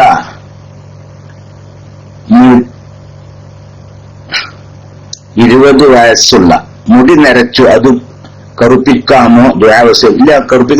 മുടി കറുപ്പിക്കൽ ഹറാമാണെന്ന. മുടി കറുപ്പിക്കൽ ഹറാമാണ്. ഇയാൾക്ക് വളരെ നിർബന്ധമാണ് ഈ മദ്ഹബ് മാറണം. നമ്മുടെ മദ്ഹബിൽ ഹറാമാണ്. മദ്ഹബ് മാറിച്ചിട്ട് ഒന്നാകെ മദ്ഹബ് മാറൊന്നും വേണ്ട. മുടി കറുപ്പിക്കൽ ഹറാമല്ല, കറാഹത്താണ് എന്ന അഭിപ്രായമാണ് മറ്റു മദ്ഹബിനൊക്കെ ഉള്ളത്. ശാഫി മദ്ഹബില്ലാത്ത മറ്റു മദ്ഹബിനൊക്കെ ഉള്ളത് മുടി കറുപ്പിക്കൽ ഹറാമല്ല, കറാഹത്താണെന്ന്. വഞ്ചന ഉണ്ടെങ്കിലേ ഹറാമുള്ളതാണ് മറ്റു മദ്ഹബൊക്കെ. വഞ്ചന ആരപ്പോ ഓൻ പൊന്നിട്ടാൻ വേണ്ടി പോകും. 20 വയസ്സായ ചെക്കനാണ്, ഓന്റെ മുടിയൊക്കെ നരച്ചിരിക്കുന്നത്. അവൻ പൊന്നിട്ടാൻ വേണ്ടി പൊന്നെ കാണാൻ വേണ്ടി പോവുകയാണ്. അപ്പൊ മുടി നേർച്ച പോലെ ആളെ പുരാപണം കണ്ട ഓള് സ്വീകരിക്കുമല്ലോ. അപ്പൊ അതിന് വേണ്ടി എന്ത് ചെയ്യാൻ മുടി? അപ്പൊ അവിടെ വഞ്ചന ഉണ്ടല്ലേ, അത് ഹറാമാണ്. അങ്ങനെ പറ്റൂല, ഹറാമാണ്. ഏത് മറ്റേ മദ്ഹബ് അനുസരിച്ച്. നമ്മുടെ മദ്ഹബ് അനുസരിച്ചോ എങ്ങനെയായിട്ടും ഹറാമാണ്. വഞ്ചന ഉണ്ടാവട്ടെ ഇല്ലാതിരിക്കട്ടെ, ഹറാമാണ് നമ്മുടെ മദ്ഹബ്. യുദ്ധാവശ്യത്തിന് അല്ലാത്ത അവസരത്തിൽ മുടി കറുപ്പിക്കൽ ഹറാമാണെന്നാണ് നമ്മുടെ മദ്ഹബ്. പിന്നെ ഇനി കറുപ്പല്ലാത്ത കളർ കൊടുക്കുക എന്നൊക്കെ, കറുപ്പല്ലാത്ത കളറ്, കറുപ്പല്ലാത്ത മൈലാഞ്ചി ആണെങ്കിൽ സുന്നത്തും കൂടിയാണ്, ഹറാമല്ല എന്ന് മാത്രമല്ല അത് സുന്നത്തും കൂടിയാണ്. മൈലാഞ്ചി ഇടല്, മൈലാഞ്ചി ഇട്ട ചിലപ്പോ മഞ്ഞ കളറോ അല്ലെങ്കിൽ ചുവപ്പ കളറൊക്കെ ഉണ്ടാവും, അങ്ങനെയാലും സുന്നത്താ മൈലാഞ്ചി. ഈ മൈലാഞ്ചി അല്ലാത്ത മറ്റ് കളറുകളൊക്കെ പിന്നെ കളറാൻ നിൽക്കുക അല്ലെ, കളർ കൊടുക്കുന്ന സാധനമാണ്. എന്നാലും ഹറാമല്ല, സുന്നത്തിന്റെ കൂലി കിട്ടാകുമ്പോ. മുടി കറുപ്പിക്കലാണ് ഹറാമ്, കറുപ്പിക്കലല്ലാത്ത മറ്റ് കളറുകൾ കൊടുക്കൽ ഹറാമല്ല. എന്നാൽ മൈലാഞ്ചി ഇടലാണെങ്കിലോ അത് സുന്നത്ത് കൂടിയാണ്.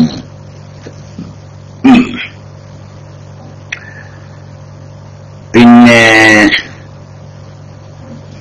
കഷണ്ടിക്കാൽ തൊപ്പിട്ട് പോയാല് അതൊക്കെ അങ്ങനെ തന്നെ. തൊപ്പിട്ട് പോയാല് ഉള്ള അല്ലേ, ഈ കഷണ്ടി ഈ ഐബ് അവരുടെ മുമ്പിൽ മറച്ചു വെക്കാൻ വേണ്ടിയാണ് നിൽക്കുക. എന്നാ പാടില്ല. അതൊരു അകതാണ്, ഇടപാടാണ്. അപ്പൊ അവന്റെ ഐബൊക്കെ ഉള്ള മുമ്പിൽ മറച്ചു വെച്ചുകൊണ്ടുള്ള ആ നിലക്ക് ഒരു ഇടപാട് നടത്താൻ പാടില്ല. അപ്പൊ ആ കഷണ്ടി അവൾ കാണരുത് എന്ന ദീയത്തോടു കൂടിയാണ് അവൻ അവിടെ മറച്ചൊക്കെ നിൽക്കുക. എന്നാലും അതൊരു വഞ്ചന തന്നെയാണ്. അവൾക്ക് അറിയെങ്കിൽ പ്രശ്നമില്ലാന്ന്. അവളെ വഞ്ചിക്കലാണ് ഹറാമേ. അവൾക്ക് ആ കാര്യം അറിഞ്ഞു വെക്കുക. ആളുമുടി നിറച്ച ആളാണ്. പക്ഷെ അതിപ്പോ അവൾക്കറിയാം ആളിപ്പോ അതിൽ ഫസ്റ്റ് ഒന്നും ചെയ്യാണ്. അപ്പൊ ഇത് ആണ് വഞ്ചന. അപ്പൊ ഇതിനെ കുറിച്ച് വഞ്ചന എന്ന് പറയാൻ പറ്റൂല. പിന്നെ അസ്സലാമു അലൈക്കും സുന്നത്ത് നിസ്കാരത്തിന്റെ അറിഞ്ഞു പറഞ്ഞല്ലോ. അസ്സലാമു അലൈക്കും വലൈക്കും സലാം. ഇമാമിന്റെ മുമ്പ് സലാം വീട്ടിയാൽ ജമാഅത്തിന്റെ കൂലി കിട്ടുമോ? ഇമാമ് സലാം വീട്ടുന്നതിന് മുമ്പായിട്ട് ഒരാൾ സലാം വീട്ടി നിൽക്കുക. ശ്രദ്ധിക്കണ്ടോ, ഇമാമ് സലാം വീട്ടുന്നതിന്റെ മുമ്പ് ഒരാൾ സലാം വീട്ടി കരുതി കൂട്ടി സലാം വീട്ടിയ നിസ്കാരം പാത്തിലാവും. കരുതി കൂട്ടിട്ട് ഇമാമ് സലാം വീട്ടുന്നതിന് മുമ്പായിട്ട് സലാം വീട്ടി, എന്നാൽ അത് കരുതി കൂട്ടിട്ടാണെങ്കിൽ നിസ്കാരം പാത്തിലാവാണ്. വേറെ നിസ്കരിക്കണം. ആ നിസ്കരിച്ചാൽ ബാത്തിലായി. മുഫാറക്കത്ത് നിയ്യത്ത് വെക്കാതെ അല്ലെങ്കിൽ എന്ത് ചെയ്യണം, ഞാൻ ഈ ഇമാമിനോട് വിട്ടുപിരിയുന്നു എന്ന് കരുതുക, എന്നിട്ട് സലാം വിട്ടു, നിസ്കാരം പാത്തിലാവൂല. എന്താണല്ലേ?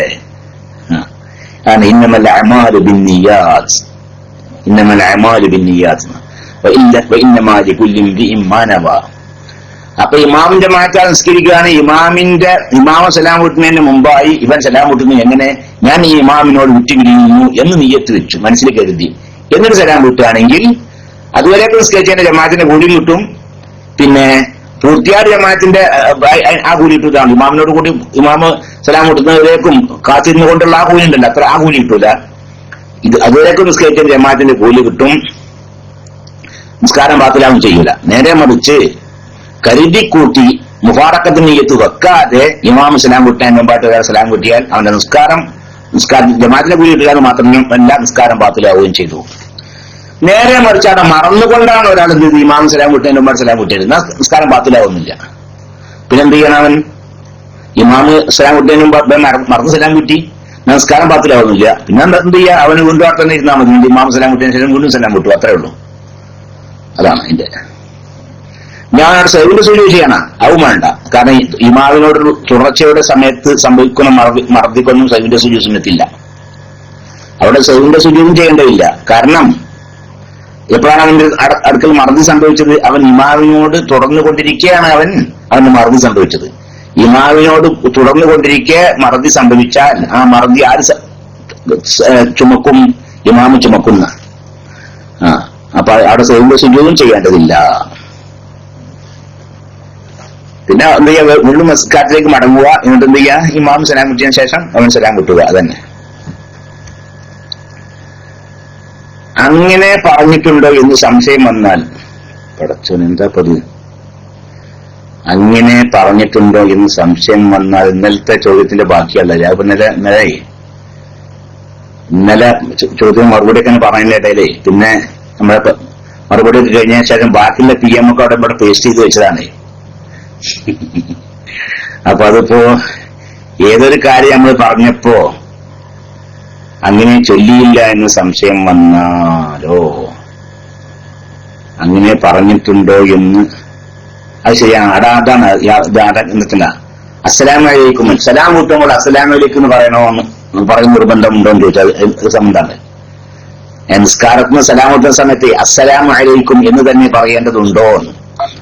അസ്സലാമു അലൈക്കും എന്ന് പറയാം. അസ്സലാമു അലൈക്കും എന്നോ അതല്ലെങ്കിൽ അലൈക്കും അസ്സലാം എന്നോ രണ്ടാമതെന്ന് പറയുന്ന നിർബന്ധമാണ്. ഒന്നുകിൽ എന്ത് ചെയ്യാണ്? അസ്സലാമു അലൈക്കും, അലിഫ്ലാമൊക്കെ വേണം. അസ്സലാമു അലൈക്കും, അതിലെ നേരെ തിരിച്ചിടുക അലൈക്കും അസ്സലാം എന്ന്. അപ്പൊ പക്ഷെ അത് കറാഹത്താണ്. അങ്ങനെ അലൈക്കും അസ്സലാം എന്ന് പറഞ്ഞുകൊണ്ട് സലാം കൂട്ടല് കറാഹത്താണ്. അസ്സലാമു അലൈക്കും ആണ് ഏറ്റവും നല്ലതാണ്. ഇനി അതല്ലാതെ ഒരാളെന്ത് ചെയ്തു? അലിഫ്ലാം ഇല്ലാതെ അല്ലെ സലാമുൻ അലൈക്കും എന്ന് പറഞ്ഞു, സലാമുൻ അലൈക്കും, എന്നാൽ അത് സലാമുട്ടിലായിട്ട് പരിഗണിക്കപ്പെടുകയില്ല. അതാ. അപ്പൊ അസ്സലാമു അലൈക്കും എന്ന് തന്നെ പറഞ്ഞിട്ടുണ്ടോ എന്ന് സലാം വിട്ടി കഴിഞ്ഞ ശേഷം ഒരാൾ സംശയം വന്നാലാണ് അപ്പൊ ചോദ്യം. സലാം ഈ കാര്യം ശ്രദ്ധിക്കണ്ടോ? സലാം വീട്ടി കഴിഞ്ഞിട്ട് നിസ്കാരത്തിന്റെ കാര്യം സംശയിച്ചാലേ എവിടെ മാത്രമേ കുഴപ്പമുള്ളൂ ചണ്ട. സംശയം ഉണ്ടായാല് തക്ബീറത്തുൽ ഇഹ്റാമിന്റെയും നിയ്യത്തിന്റെയും കാര്യത്തിൽ സംശയിച്ചെങ്കിൽ മാത്രമേ പ്രശ്നമുള്ളൂ. ഒരാൾ നിസ്കാരം കഴിഞ്ഞ ശേഷം സംശയം, ഇന്റെ നിയ്യത്ത് ശരിയായിക്കണമെന്ന്. എന്നാൽ നിസ്കാരം ശരിയാവില്ല. അപ്പൊ ഞാൻ വീണ്ടും നിസ്കരിക്കണം. അല്ലെങ്കിൽ ഞാൻ തക്ബീറത്തുൽ ഇഹ്റാം കിട്ടിക്കണോ? ഞാൻ നിയ്യത്തൊക്കെ വെച്ചിട്ടുണ്ട്, പക്ഷെ ഞാൻ തക്ബീറത്തുൽ ഇഹ്റാം ആദ്യത്തെ തക്ബീറുണ്ടല്ലോ നിസ്കാരത്തിലേക്ക് പ്രവേശിക്കുമ്പോൾ ആ തക്ബീർ അത് ഞാൻ കെട്ടിക്കണോ എന്ന കാര്യത്തിൽ സംശയം സംഭവിച്ചു. എന്നാല് സംശയമുണ്ടായി, എന്നാൽ അവൻ നിസ്കാരം സഹിയാവുകയില്ല. അതല്ലാത്ത ഏത് വിഷയത്തിൽ സംശയം ഉണ്ടാകും സലാം വിട്ടി കഴിഞ്ഞാൽ പിന്നെ യാതൊരു പ്രശ്നമില്ല. ഞാൻ ആദ്യത്തെ റക്അത്തിൽ ഫാത്തിഹ ഓതിയിരുന്നോ, ഞാൻ റുക്കൂ ചെയ്തോ സുജൂദ് ചെയ്തോ എന്നൊക്കെ എപ്പോഴാണ് സംശയം? സലാം വിട്ടി കഴിഞ്ഞതിന് ശേഷം. അല്ലെങ്കിൽ അസ്സലാമു അലൈക്കും തന്നെ ഞാൻ പറഞ്ഞിക്കണോ എന്നൊക്കെ സംശയം സലാം വിട്ടി കഴിഞ്ഞ ശേഷം ആ സംശയത്തിന് യാതൊരു സ്ഥാനവുമില്ല, അവിടെ നമസ്കാരം സഹിയായിരിക്കുന്നു. മനസ്സിലാക്കണ? നേരെ മറിച്ച് എന്തൊരു സംശയം കുടുങ്ങിയാൽ മാത്രമേ പ്രശ്നമുള്ളൂ. തക്ബീറത്തുൽ ഇഹ്റാമിന്റെയും നിയ്യത്തിന്റെയും വിഷയത്തിൽ സംശയം ഉണ്ടായെങ്കിൽ മാത്രമേ പ്രശ്നമുള്ളൂ. ഈ സംശയം ഉള്ളൂ ഒലുവിന്റെ കാര്യത്തിലാണെങ്കിലോ? ഒലുവിന്റെ കാര്യത്തിൽ അങ്ങനല്ല. ഒലുവിന്റെ കാര്യത്തിൽ ഒരു പ്രശ്നമില്ല. ഒലുടുക്കൽ കഴിഞ്ഞ ശേഷം ഒരാൾക്ക് സംശയം ഉണ്ടായിരുന്നു, ഒരു പ്രശ്നമില്ല. നിയ്യത്തടക്കം ഒരു പ്രശ്നമില്ല. അത് നിസ്കാരത്തിലേ പ്രശ്നമുള്ളൂ. ഉളുക്കെടുക്കൽ കഴിഞ്ഞ ശേഷം ഉറപ്പല്ല ഞാൻ ഇന്ന അവയം കഴിക്കുവോ, അല്ലെങ്കിൽ ഞാൻ തല തടഞ്ഞോ, അല്ലെങ്കിൽ ഞാൻ നിയ്യത്തിന്റെ ശരിയാക്കണോ എന്നൊക്കെ സംശയം ഉളുക്കെടുക്കൽ കഴിഞ്ഞ ശേഷമാണ്. എന്നാൽ ആ സംശയത്തിൽ യാതൊരു സ്ഥാനവുമില്ല, അവന്റെ ഉളു സഹിയായിരിക്കുന്നു. നിസ്കാരത്തിൽ അങ്ങനെയല്ല. നിസ്കാരത്തിൽ നിയ്യത്തിന്റെ കാര്യത്തിൽ സംശയിച്ചാൽ പ്രശ്നമാണ്. തക്ബീറത്തുൽ ഇഹ്റാമിന്റെ കാര്യത്തിൽ സംശയിച്ചാലും പ്രശ്നമാണ്. മറ്റു ഫർളുകളുടെ കാര്യത്തിൽ സംശയിച്ചാൽ യാതൊരു പ്രശ്നവും ഇല്ല.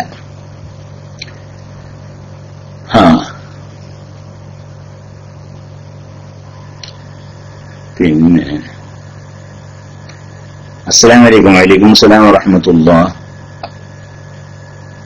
എന്താ പേര്?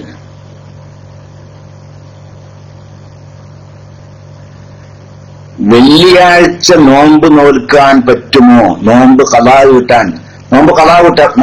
വീട്ടുക ചെയ്യാം. പക്ഷെ പിന്നെ അതേ സമയത്ത് പിന്നെ വെള്ളിയാഴ്ച മാത്രം നോക്കി നോമ്പ് നോൽക്കൽ ഹറാമാണെന്ന്. ഒരാൾ നോമ്പ് നോൽക്കലേ വെള്ളിയാഴ്ച മാത്രമേ നോമ്പ് നോൽക്കാതെ ഹറാമാണ്. നേരെ മറിച്ച് ആൾ എന്ത് ചെയ്തു? വ്യാഴാഴ്ച നോൽക്കുന്നു, വെള്ളിയാഴ്ച നോൽക്കുന്നു, എന്നാൽ ഹറാമല്ല. അല്ലെങ്കിൽ വെള്ളിയാഴ്ച നോൽക്കുന്നുണ്ട്, ശനിയാഴ്ച നോൽക്കുന്നുണ്ട്, എന്നാലും അതുകൊണ്ട് കുഴപ്പമില്ല. വെള്ളിയാഴ്ച മാത്രമേ നോമ്പ് നോൽക്കൂ, അത് ഹറാമാണ്. അതേസമയത്ത് നോമ്പ് ഖളാഉണ്ട്, ഫർള് നോമ്പ് ഖളാഉണ്ട്, അതിലിപ്പോ ഈ നിയമമൊന്നും ബാധകമല്ല. അത് എപ്പോഴും ഖളാ കിട്ടാം. അത് ഹറാമും കറാഹത്തൊന്നുമില്ല, എപ്പോഴും ഖളാ കിട്ടാം.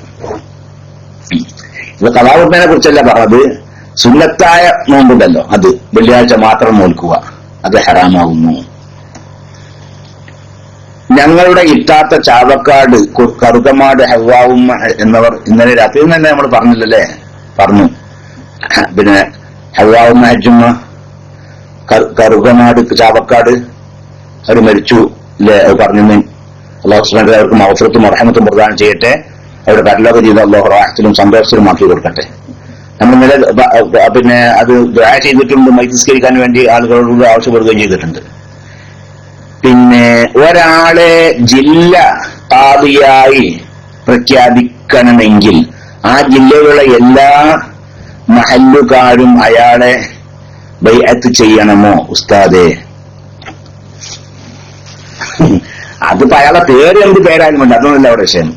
ഏത് മഹല്ലുകാരാണോ, ഏത് മഹല്ലിലെ ഹല്ല് അഖദിന്റെ അകലുകാരുണ്ടല്ലോ, അവരാണോ ബൈഅത്ത് ചെയ്തത് എന്നാൽ ആ മഹല്ല് ഖാദിയായിട്ട് പരിഗണിക്കപ്പെടും.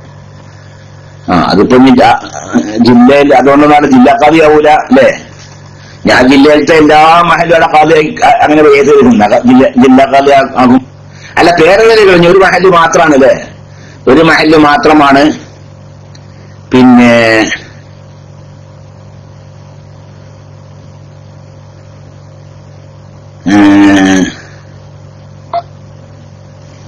അപ്പോ ഒരു മഹല്ല് ഒരു ജില്ലയിലത്തെ ഒരു മഹല്ല് മാത്രമാണ് പിന്നെ ബൈഅത്ത് ചെയ്ത് നിൽക്കുക.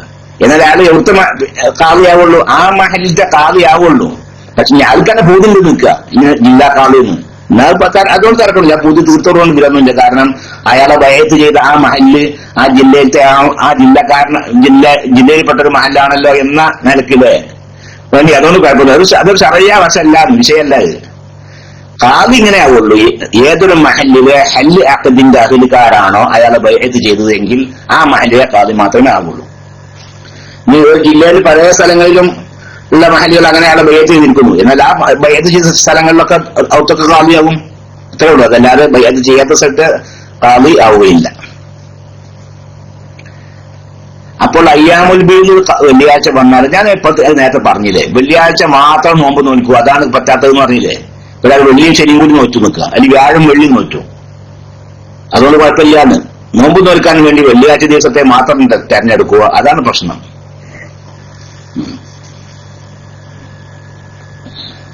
പിന്നെ ഇനി ഒരാൾ വെള്ളിയാഴ്ച വാജിലാണ് ഒരു ബിൽഡിംഗ്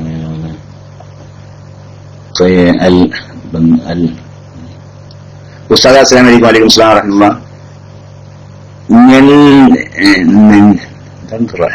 എന്താണ് ഞങ്ങളുടെ ഒരു ബന്ധു അൽഖസീമിൽ ഒരാഴ്ച മുമ്പ് മരിച്ചു. ഇന്ന് മറവ് ചെയ്തു. ഇന്നയില്ലാഹി വഇന്നയിലൈഹി റാജിഊൻ. അല്ലാഹു സുബ്ഹാനഹു വ തആല അവർക്ക് മഗ്ഫിറത്തും റഹ്മത്തും പ്രദാനം ചെയ്യട്ടെ. അവരുടെ പരലോക ജീവിതം അല്ലാഹു റാഹത്തിലും സന്തോഷത്തിലും ആക്കി കൊടുക്കട്ടെ. ദുനിയാവിൽ ജീവിച്ചതിനേക്കാളും എത്രയോ ഇരട്ടി ഖൈർ അല്ലാഹു തആല അദ്ദേഹത്തിന്റെ ഖബറിൽ അല്ലാഹു അവർക്ക് നൽകട്ടെ. മരിച്ചത് നന്നായി അല്ലേ? മരിച്ചുകൊണ്ടാണല്ലോ ഈ സുഖങ്ങളൊക്കെ അനുഭവിക്കാൻ സാധിച്ചത് എന്ന ഒരവസ്ഥ അല്ലാഹു തആല ഉണ്ടാക്കി കൊടുക്കട്ടെ. ആമീൻ. സല്ലല്ലാഹു അലൈഹി വസല്ലം. മുഹമ്മദ്. പിന്നെ അസ്സലാമു അലൈക്കും. വലൈക്കും അസ്സലാം വറഹ്മത്തുള്ളാഹി. എനിക്കൊരു കാര്യം സാധിച്ചാൽ എന്ന ഉദ്ദേശത്തോടെ കൂടി നേർച്ചയാക്കി. അത് നടന്നില്ല. പിന്നെ ആ നേർച്ച വീട്ടണോ വേണ്ട? ഈ ചോദിച്ചാൽ പറഞ്ഞ ഞാൻ ആളെ പേര് പറഞ്ഞില്ല. ഈ ചോദിച്ചാൽ പറഞ്ഞ ഞങ്ങൾക്ക് വേണ്ടപ്പെട്ട ആളാണ്. ഒരു PM ഉണ്ടെങ്കിൽ രസം ചേർക്കുന്നില്ല. കാരണം ഞാനത് പറയാൻ കാരണം അദ്ദേഹത്തിന് ഞാൻ PM-യിലൂടെ മറുപടി കൊടുത്തിട്ടില്ല. ഞാൻ PM-യിലൂടെ മറുപടി കൊടുത്തിട്ടില്ല. തീരെ മറുപടി കൊടുത്തിട്ടില്ല. ചെറിയ സൂചന പോലും നൽകിയിട്ടില്ല. അതുകൊണ്ടാണ് അവിടെ ലേഖമില്ല. ഏതായാലും ശരി, ഇന്ന കാര്യം സാധിച്ചാൽ ഞാൻ ഇന്ന കാര്യം ചെയ്തോളാം എന്ന് തീർച്ചയാക്കി നിൽക്കുക. മുഅല്ലഖായ നീർച്ചാണെന്ന് പറയാം. മുഅല്ലഖ് നീർച്ചയെ അവനെ ഇന്ന ഒരു വിഷയത്തോട് ബന്ധിച്ചു. ഉദാഹരണം പറയുകയാണെങ്കിൽ എന്റെ രോഗം ശിഫയായാൽ ഞാൻ 3 ദിവസം നോമ്പ് നോൽക്കും. രോഗം ശിഫയായ നോറ്റാൽ മതി. രോഗം ശിഫയായിട്ടില്ലെങ്കിലോ നോൽക്കും വേണ്ട. എനിക്ക് ഈ മാസം കുറി കിട്ടിയാലേ എന്റെ കുറി ഈ മാസം കിട്ടിയാൽ ഞാൻ 100 സ്വലാത്ത് ചൊല്ലും. എന്നാ കുറി കിട്ടിയാൽ തന്നെ സ്വലാത്ത് ചൊല്ലിയാൽ മതി. അല്ലേ വേണ്ട. നീർച്ച 2 തരം നീർച്ചയാണ്. ഒന്ന് മുൻചുതായ നീർച്ചുണ്ട്. അതെന്താ? അത് ഇങ്ങനെ ബന്ധിക്കൊന്നും ചെയ്യാതെ ഞാൻ എന്ത് ചെയ്ത് ഞാൻ എല്ലാ വ്യാഴാഴ്ചയും തിങ്കളാഴ്ചയും നോമ്പ് നോൽക്കാൻ നീർച്ചയാക്കി എന്ന് പറഞ്ഞു. ഇന്ന കാര്യം നേടിയാൽ അങ്ങനെയൊന്നുമില്ല. എന്നാലോ അതാണ് അത് ഏറ്റവും അഫ്ളലായ നീർച്ചയാണ്. ഇപ്പത് ഏറ്റവും നല്ല നീർച്ചയാണത്. ഒന്നിനോടും ബന്ധിപ്പിക്കാതെ ഞാൻ എല്ലാ വ്യാഴാഴ്ചയും എല്ലാ തിങ്കളാഴ്ചയും നോമ്പ് നോൽക്കാൻ നീർച്ചയാക്കി. എല്ലാ അയ്യാമുൽ ബീദും അയ്യാമു സൂദും ഞാൻ നോമ്പ് നോൽക്കാൻ നീർച്ചയാക്കി. അതിന് അങ്ങനെ നീർച്ചയാക്കുക. എന്നാൽ അത് എന്ത് ചെയ്യുക? അത് നോക്കി വിട്ടത് നിർബന്ധമാണ്. അപ്പൊ നീർച്ചയാക്കിയ നിർബന്ധമാകുമല്ലോ. നിർബന്ധമാണ്. നേരെ മറ്റേ നീർച്ചയ്ക്ക് മുഅല്ലഖായ നീർച്ച എന്നറിയാം. എന്താ മുഅല്ലഖായ നീർച്ച പറഞ്ഞാൽ ഇതാണ്. അത് ഈ നീർച്ചണ്ടല്ല, ഈ അമല് ആ സുന്നത്തായ ഒരു അമലാണല്ലോ. ആ അമൽ ചെയ്യുന്നതിനെ അവൻ ബന്ധിപ്പിച്ചിരിക്കുന്നു. ഇന്ന കാര്യം നേടുന്നതിനോട് ബന്ധിപ്പിച്ചിരിക്കുന്നു. അപ്പൊ ആ കാര്യം നേടിയാൽ മാത്രം ചെയ്താൽ മതി. അതാ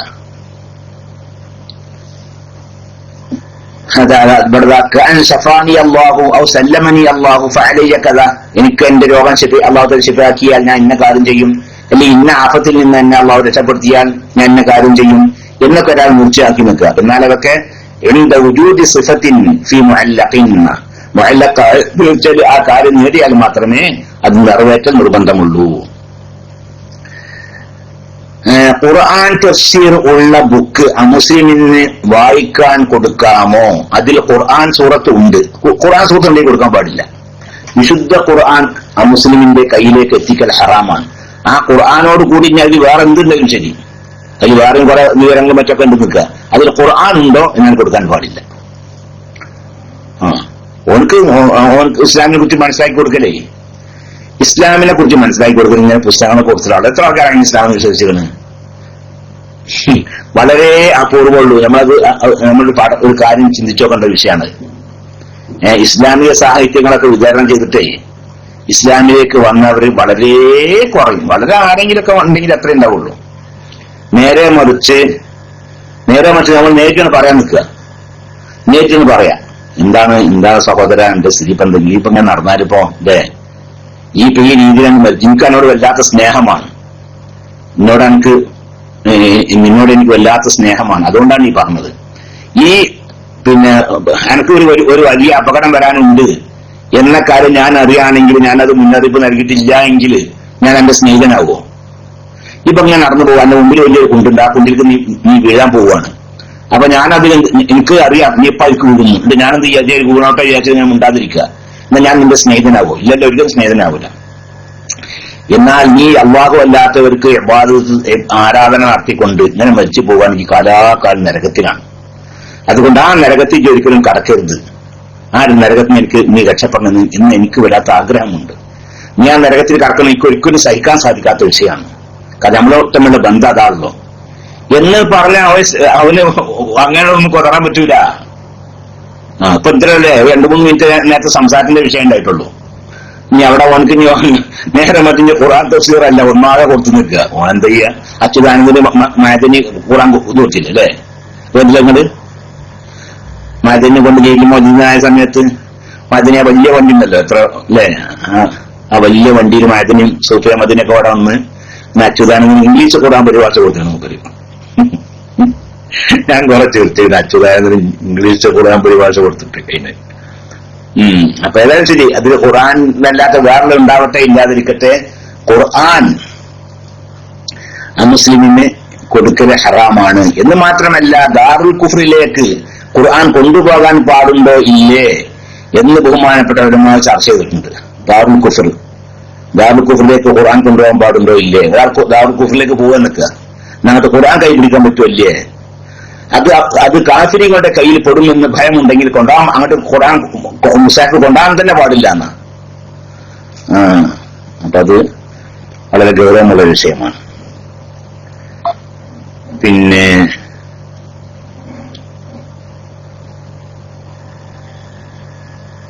ജുമുഅ നടത്താൻ സ്വദേശികളായ 40 ആളുകൾ ഇല്ലാതെ വന്നാൽ വിദേശികൾ ധാരാളമുള്ള ഒരു ഏരിയ ആണ്.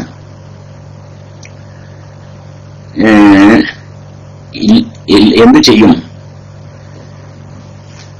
സ്വദേശികൾ മാത്രം പോരാ, ആ മഹല്ലി നിവാസികൾ കൂടെ ആവണം. സ്വദേശികൾ മാത്രമായാൽ പോരാ. ഇപ്പൊ ഇമാറാത്തിലെ ഒരു പള്ളിയിൽ ജുമാഅത്ത് പള്ളിയില് ആ മഹല്ലല്ലാത്ത ഏതെങ്കിലും മഹലിത്തെ സ്വദേശികളായ ആളുകൾ ഉണ്ടായി നിൽക്കുക, നല്ല ജുമാ സഹിയാവൂല. ആ മഹല്ലി നിവാസികളായ 40 പ്രായപൂർത്തിയെത്തിയ പുരുഷന്മാർ വേണം, എന്നാലേ ആ ജുമാ സഹിയാവൂ. അതാണ് ഷാഫിഈ മദ്ഹബ്. ആ മഹല്ലി നിവാസികളാവണം. ഉദാഹരണം പറയുകയാണെങ്കിൽ ഒരു മഹലിന്റെ പേരെന്താണ്? ഇവിടെ ഇമാറാത്തിലൊരു ഒരു മഹലിന്റെ പേരായിക്കോട്ടെ അല്ലെ? ഇമാറാത്തിന്റെ മഹലിന്റെ പേര് ഇപ്പോ ദഹാൻ ആയിക്കോട്ടെ. ദഹാനിയുടെ മഹലുണ്ട് ഇവിടെ. ദഹാനിലെ ജുമാ സഹിയാണെങ്കിൽ റാസലൈമിന്റെ ഏതെങ്കിലും ഭാഗത്തുനിന്നൊക്കെ പാടുള്ള 40 ആൾക്കാരുണ്ടായ പോരാ അവിടെ. പിന്നെ ആ ദഹാൻ നിവാസികളായ 40 പിന്നെ പ്രായപൂർത്തിയെത്തിയ പുരുഷന്മാർ വേണം, നാലാമത്തെ ജുമാ സഹിയാകുള്ളൂ. ഇതാണ് ഷാഫി മദ്ഹബ്. വിദേശികളായാൽ പറ്റൂല. ഈ സ്വദേശികളാണെങ്കിൽ തന്നെ ദഹാന്റെ പുറത്തുനിന്നുള്ള ആളുകളും ആയാൽ പറ്റുകയില്ല. ആ നിവാസികൾ, ആ മഹൽ നിവാസികൾ തന്നെ ആയ 40 പേര് വേണം. എന്നാൽ ഷാഫി മദ്ഹബ് അനുസരിച്ച് ജുമാ സഹിയാവുള്ളൂ. മാലികി മദ്ഹബ് അനുസരിച്ചാണ് 12 പേരുണ്ടായാൽ മതി. അത് ആ മഹലുകാരായിരിക്കണം. ആ ദഹാൻ നിവാസികളായ 12 പേര് ഉണ്ടായാൽ മതി മാലികി മദ്ഹബ് അനുസരിച്ച്. ഹംബലി മദ്ഹബ് അനുസരിച്ച് 40 പേരെന്നെ വേണം. നമ്മുടെ മാറ്റി തന്നെ ഷാഫി മദ്ഹബിൽ അത് തന്നെയാണ് ഹംബലി മദ്ഹബിനുള്ളത്. പിന്നെ പേരേ ഉള്ളൂ എന്താ? ഹനഫി മദ്ഹബ് പ്രകാരം ആ നിബന്ധന ഇല്ലെന്നാ. ഹനഫി മദ്ഹബ് പ്രകാരം ആ മഹല്ലിക്കാരായ ഒറ്റ ആൾ വേണമെന്നില്ല. ജമാഅത്തായിട്ട് ഒരു ജമാഅത്ത് നടന്നാൽ മതി. അവിടുത്തെ ഭരണാധികാരിയുടെ സമ്മതത്തോടു കൂടിയുള്ള ജമാഅത്ത് നടന്നാൽ മതി. ജുമാ സഹിയാണെങ്കിൽ ഭരണാധികാരിന്റെ സമ്മതം വേണം. ഔഖാഫ് സമ്മതിക്കാറുള്ളതിനാണ് ഇപ്പൊ ഈ ഇവിടുത്തെ ഭരണാധികാരിന്റെ സമ്മതം എന്നൊക്കെ പറഞ്ഞാലേ, അല്ല ഭരണാധികാരികളെ നടത്തിക്കൊള്ളുന്ന അതുകൊണ്ട് പറയാനുള്ളതല്ല. അതിനുവേണ്ടി ചുമതലപ്പെടുത്തി ഉണ്ടാവുമല്ലോ അവരുടെ അംഗീകാരം ഉണ്ടാവുക എന്നുള്ളത്. അപ്പോ ഹനഫി മദ്ഹബ് പ്രകാരം ആണെങ്കിൽ ആ മഹല്ല് നിവാസികളായ ഒറ്റ ആളും വേണം എന്നില്ല. പിന്നെയോ ഒരു ജമാഅത്ത്, ഒരു ഇമാമും ഒന്ന് രണ്ട് മൗമൂമികളും കൂടിയുള്ള ജമാഅത്ത് നടന്നു നിൽക്കുക, എന്നാലും അത് ജുമാഅത്ത് പരിഗണിക്കപ്പെടും. അപ്പൊ അതുകൊണ്ട് തന്നെ ഇന്ന് നമ്മളൊക്കെ ഉണ്ടല്ലോ, നമ്മളൊക്കെ വിദേശികളായ ആളുകള് ഇവിടേക്കുള്ള മിക്കവാറും പള്ളികളിലും ആ മഹല്ല് നിവാസികളായ 40 പേരും ഇല്ല, 12 പേരും ഇല്ല അല്ലെ? ഒറ്റ ആളും ഉണ്ടാവില്ല ചില സ്ഥലങ്ങളൊന്നും. അപ്പൊ അങ്ങനെ ഉള്ള സ്ഥലങ്ങളിലൊക്കെ നമ്മൾ ഹനഫി മദ്ഹബ് തഖ്ലീദ് ചെയ്യുക. ഞാനിപ്പോ ജുമാഅത്ത് ഹനഫി മദ്ഹബ് പ്രകാരമാണ് എന്ന തഖ്ലീദോട് കൂടിയാകുമ്പോൾ മാത്രമേ നമ്മുടെ ജുമാ സഹിയാവുള്ളൂ. വളരെ ശ്രദ്ധിക്കേണ്ടുന്ന വിഷയമാണ്. അങ്ങനെ ആകുമ്പോൾ മാത്രമേ നമ്മുടെ ജുമാ സഹിയാവുള്ളൂ. അപ്പൊ ഞാനിപ്പോ കുറെ കാലമല്ല ഗൾഫിലായിട്ടില്ലേ, ഞാനിപ്പോ കുറെ കാലമല്ല ഗൾഫിലായിട്ട് ഞാനിപ്പോ ഇതുവരേക്കും നിസ്കരിച്ച പള്ളികളിലൊന്നും ആ മഹലി നിവാസികളായ 40 പേരില്ല. അപ്പൊ ഷാഫി മദ്ഹബ് അനുസരിച്ച് സഹിയായിട്ടില്ല. ഇനി 12 പേര് ഉണ്ട്, അതും ഇല്ല. ഞാൻ മാലിക് മദ്ഹബ് തഖ്ലീദ് ചെയ്തുകൊണ്ട് അങ്ങനെ നോക്കായിരുന്നു, അതും ഇല്ല. ഇനിയിപ്പോ എന്താ ചെയ്യേണ്ടത് അല്ലേ? അപ്പൊ ഇപ്പൊ കരുതിയാൽ മതി. ഞാൻ ഇതുവരെയൊക്കെ നിസ്കരിച്ചതൊക്കെ അത് ഹനഫി മദ്ഹബ് പ്രകാരമാണ് എന്ന് ഇപ്പോൾ കരുതിയാലും മതി. അത് മതി. എന്താലേ അത് മതിയെന്ന് ഒന്നും കരുതാതെ വെറുതെ നമ്മളിങ്ങനെ നടന്നു വെക്കുക. പ്രാമാണികമായി പറയാൻ യോഗ്യതയുള്ള ആരും പറഞ്ഞതിനോട് പിൻപറ്റാതെ നമ്മളിങ്ങനെ നടന്ന നമ്മുടെ സംസ്കാരം ശരിയല്ലാന്ന് ഉള്ളു. അതൊക്കെ ഒരു അഭിപ്രായ വ്യത്യാസമുള്ള ഒരു വിഷയമാണ്. അതൊക്കെ അതിനൊക്കെ പല മാർഗമുണ്ട്. ഒന്നിന്റെ അവർക്കൊക്കെ അതൊക്കെ അതിനൊക്കെ രക്ഷപ്പെടാനൊക്കെ മാർഗം. അപ്പൊ തൽക്കാലൊക്കെ ചെയ്യാം. ഇനി മുൻകി ശ്രദ്ധിക്കുക. തൽക്കാലം ഇപ്പം നിനക്ക് അല്ലെ, ഞാൻ ദൂരേക്കും നിസ്കരിച്ച നിസ്കാരങ്ങളൊക്കെ ഹനഫി മദ്ഹബ് പ്രകാരമാണ്. ഹനഫി പ്രകാരമാണെങ്കിലോ അവർ ജമാഅത്ത് നടന്നാൽ മതി. ആ നാട്ടുകാരുടെ ഒറ്റ ആളില്ലെങ്കിലും ശരി, എന്നാലും ജമാഅത്ത് സഹിയാകും എന്നാണ്. മഹലി നിവാസികളെ കണക്കാക്കുന്ന മാനദണ്ഡം എന്താണെന്നാ ചോദ്യം. മഹലി നിവാസികളെ കണക്കാക്കുന്നതിന്റെ ഇപ്പോൾ നിങ്ങളുടെ വലിയോറക്കാരാണ് ചോദിക്കുന്നത്. വലിയോറ മഹലിൽ നിങ്ങളുടെ വലിയോറ മഹലിന് അതിർത്തി ഉണ്ടാവൂല അല്ലെ? പടിഞ്ഞാറ് ഭാഗത്ത് തോട്. അപ്പൊ വലിയോറിനെ കുറിച്ച് അറിയട്ടെ, ഞാനൊരു ഉദാഹരണം പറയാണ്. പടിഞ്ഞാറ് ഭാഗത്ത് ഒരു തോടുണ്ട്. ആ തോടിന്റെ ഇപ്പുറം വലിയോറ മഹലാണ്, അപ്പുറം വേറെ മഹലാണ്. കിഴക്ക് ഭാഗത്ത് ഒരു റോഡുണ്ട്. ആ റോഡിന്റെ അപ്പുറം വേറെ മഹലാണ്, ഇപ്പുറം വലിയോറയാണ്. പടിഞ്ഞാറ് ഭാഗത്ത് ഒരു കുന്നുണ്ട്. ആ കുന്നിന്റെ അപ്പുറം വേറെ മഹലാണ്, ഇപ്പുറം ഇതാണ്. തെക്ക് ഭാഗത്ത് ഒരു വയലുണ്ട്. ആ വയലിന്റെ അപ്പുറം വേറെ മഹലാണ്, ഇപ്പുറം വലിയോറ. അങ്ങനെ 4 അതിർത്തികൾ ഉണ്ടാവും ഒരു മഹലാവുമ്പോ. 4 അതിർത്തി ഉണ്ടാവും, 4 അതിർത്തി ഉണ്ടാവും. ആ അതിർത്തിക്കുള്ളിൽ താമസിക്കുന്ന ആ നാട്ടുകാരായ ആളുകളാവുക എന്ന്. ആ നാട്ടുകാരായ ആളുകൾ എന്ന് പറഞ്ഞാല് അവര് തണുപ്പ് കാലത്ത് വേറെ സ്ഥലത്ത് പോവുക, അങ്ങനെ ബതുക്കളൊക്കെ ഉണ്ടാവും. അങ്ങനെ അവർക്ക് സ്വന്തമായ രാജ്യം ഉണ്ടാവില്ല. ബതുക്കളെ പഴയ കാലത്തെ ബതുക്കളെ കുറിച്ചാണ് പറഞ്ഞത്. വാദി തേടി നടക്കുന്ന കൂട്ടര്, വാദി തേടി നടക്കുക എന്നതിന് പറയാം. എന്താണത്? ആടുമാടോട്ടങ്ങളൊക്കെ ഉണ്ടാവും. അവർക്ക് പുല്ലും മറ്റൊക്കെ സൗകര്യങ്ങളും എവിടെയുള്ളത് അവർക്ക് പോകും. അത് ചില ഇന്ന സ്ഥലത്ത് ഇന്നോർത്താണ് ഏറ്റവും പുല്ലുണ്ടാകുക എന്ന് പിന്നെ ആടിനൊക്കെ മേക്കാനും കന്നുകാലികളൊക്കെ മേക്കാനും ഏറ്റവും പുല്ല് ഇന്ന സ്ഥലത്താണ് ഉണ്ടാകുക എന്ന് വിചാരിക്കുമ്പോ അങ്ങോട്ട് പോകും. എന്നിട്ട് അവിടെ എന്ത് ചെയ്യും? അവിടെ ടെന്റൊക്കെ അടിച്ചു കൂടും. പിന്നെ അവിടുത്തെ പുല്ലൊക്കെ കഴിഞ്ഞാൽ പിന്നെ വേറെ സീസൺ. നമ്മുടെ നാട്ടിൽ താറാവ് നോക്കാൻ നടക്കുന്ന കഥ കണ്ടില്ല ഞങ്ങള് അല്ലേ? ഇപ്പൊ ഉണ്ടാവില്ലേ? അല്ല, താറാവ് നോക്കുന്ന കൂട്ടില്ലേ നമ്മളൊക്കെ? ഞങ്ങളാ ഭാഗത്തൊക്കെ ഉണ്ടായത് പഴയ താറാവിന് തൊഴിച്ചിങ്ങനെ വരുന്നതാണ്. എന്നിട്ട് ഇവിടൊക്കെ നെല്ല് പാടം കൊയ്യാൻ കാലത്ത് ഇവിടെ നോക്കും. അപ്പൊ പിന്നെ വേറെ പിന്നെ കുട്ടനാട് പിന്നെ പാലക്കാട് ആ ഭാഗത്തൊക്കെ ഉണ്ട്. അവിടെ വേറെ സമയത്തായിരിക്കും ചിലപ്പോൾ ഉണ്ടാകുക. അപ്പൊ അങ്ങോട്ട് പോകും. ദേശാടനം. അപ്പൊ അങ്ങനെയല്ല. സ്ഥിരമായി പിന്നെ ഇപ്പൊ നമ്മളൊക്കെ വലിയോറക്കാര് ഇല്ലേ, ജനനത്തിന്റെ വിഷയമൊന്നുമില്ലാന്ന്. ജനനം അവിടെ ആയിക്കോളൊന്നുമില്ല. നിങ്ങൾ അവിടെ വീട് വെച്ച് താമസിക്കുന്ന ആളാണ്. നിങ്ങളുടെ കൂട്ടുകുടുംബങ്ങളൊക്കെ അവിടെയാണ്. നിങ്ങൾ അവിടെ വീട് വെച്ച് താമസിക്കുന്ന ആളാണ്. നിങ്ങൾ എവിടെ പോയാലും നിങ്ങളുടെ മനസ്സ് അങ്ങോട്ടാണ് തേടി പോണത്. പിന്നെ നമ്മളെ മഹൽ അങ്ങനെ ഉണ്ടാവില്ലല്ലേ? നമ്മൾ എവിടെ ആയാലും എന്റെ മടക്ക എടുക്കാണ്, എന്റെ നാട്ടുകാണ്. അതാണ് നമ്മുടെ ലക്ഷ്യം. അങ്ങോട്ടുള്ള അതാണ് ഇപ്പൊ നമ്മുടെ സ്വന്തം നാട് പറഞ്ഞ അതാണ്. അപ്പൊ അങ്ങനെയുള്ള രാജ്യമാണ് മഹല്ല്. അങ്ങനെയുള്ള മഹല്ല് നിവാസികളായ 40 പേര് വേണം. അല്ലെങ്കിൽ ജുമാഅത്ത് സഹിയാവൂല. അല്ലാത്ത പക്ഷം നമ്മൾ മറ്റു മദ്ഹബ് തഖ്ലീദ് ചെയ്യണം.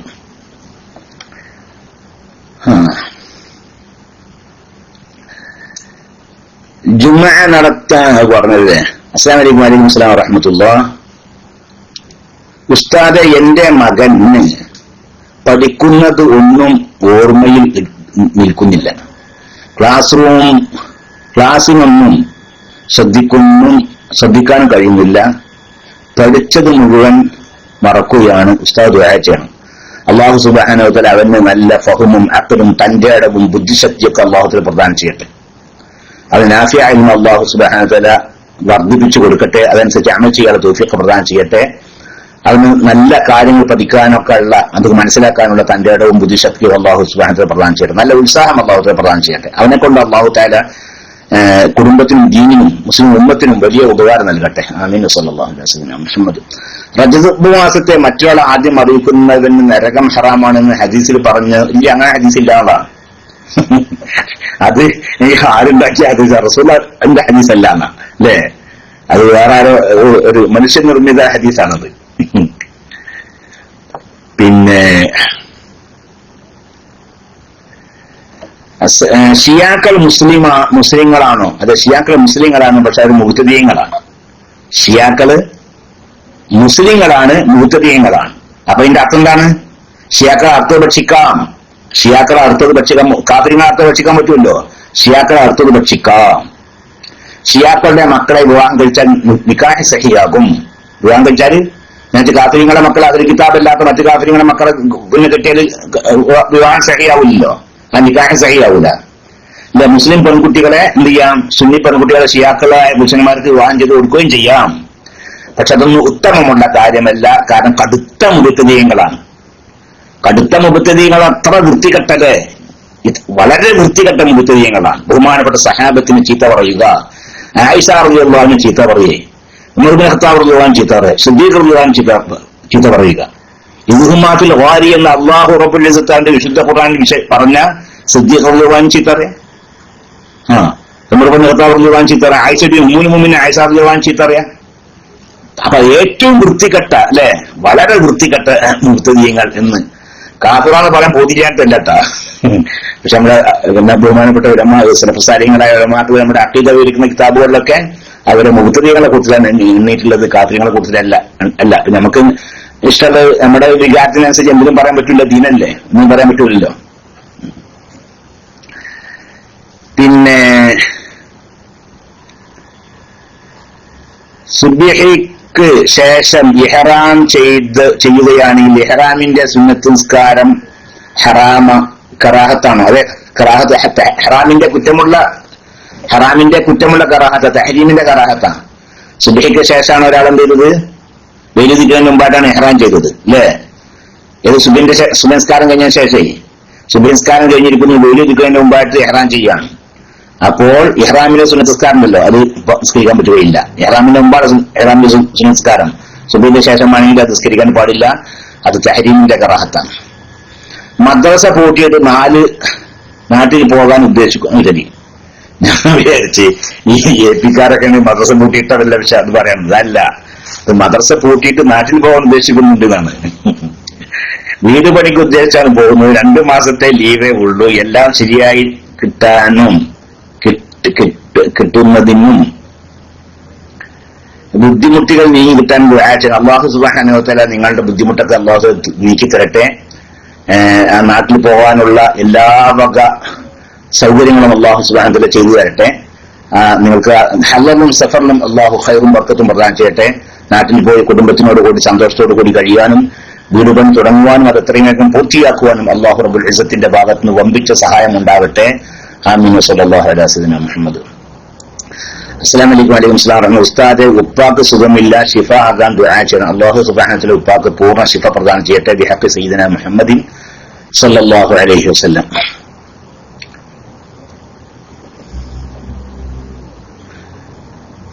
എന്താണ് ഇവർ ടെക്സ്റ്റ് ചെയ്ത് കാണുന്നത്? റഹ്മാൻ, ഇത് വായിച്ചിട്ട് മനുഷ്യന്മാർക്ക് ഒരു മൈക്കെടുത്തിട്ട് ഒരു വിഷയം സംസാരിക്കുമ്പോ അതിന്റെ ഇടയിൽ കൂടെ ഇങ്ങനത്തെ ടെക്സ്റ്റ് ഒക്കെ ഉണ്ടാകുന്നത് പൂർത്തിയായ മനുഷ്യൻ ചിരി വരികയാണല്ലോ അല്ലേ? എവിടെ കുറ്റിപ്പുറന്നൊക്കെ ചോദിച്ച മാതിരി തന്നെ ഇപ്പൊ നോളജ് സിറ്റിന്റെ ചെയർമാൻ എന്താ നോളജ് സിറ്റി എന്നപ്പോ ചോദിക്കണല്ലേ? നോളജ് സിറ്റിയോ എന്താണത്?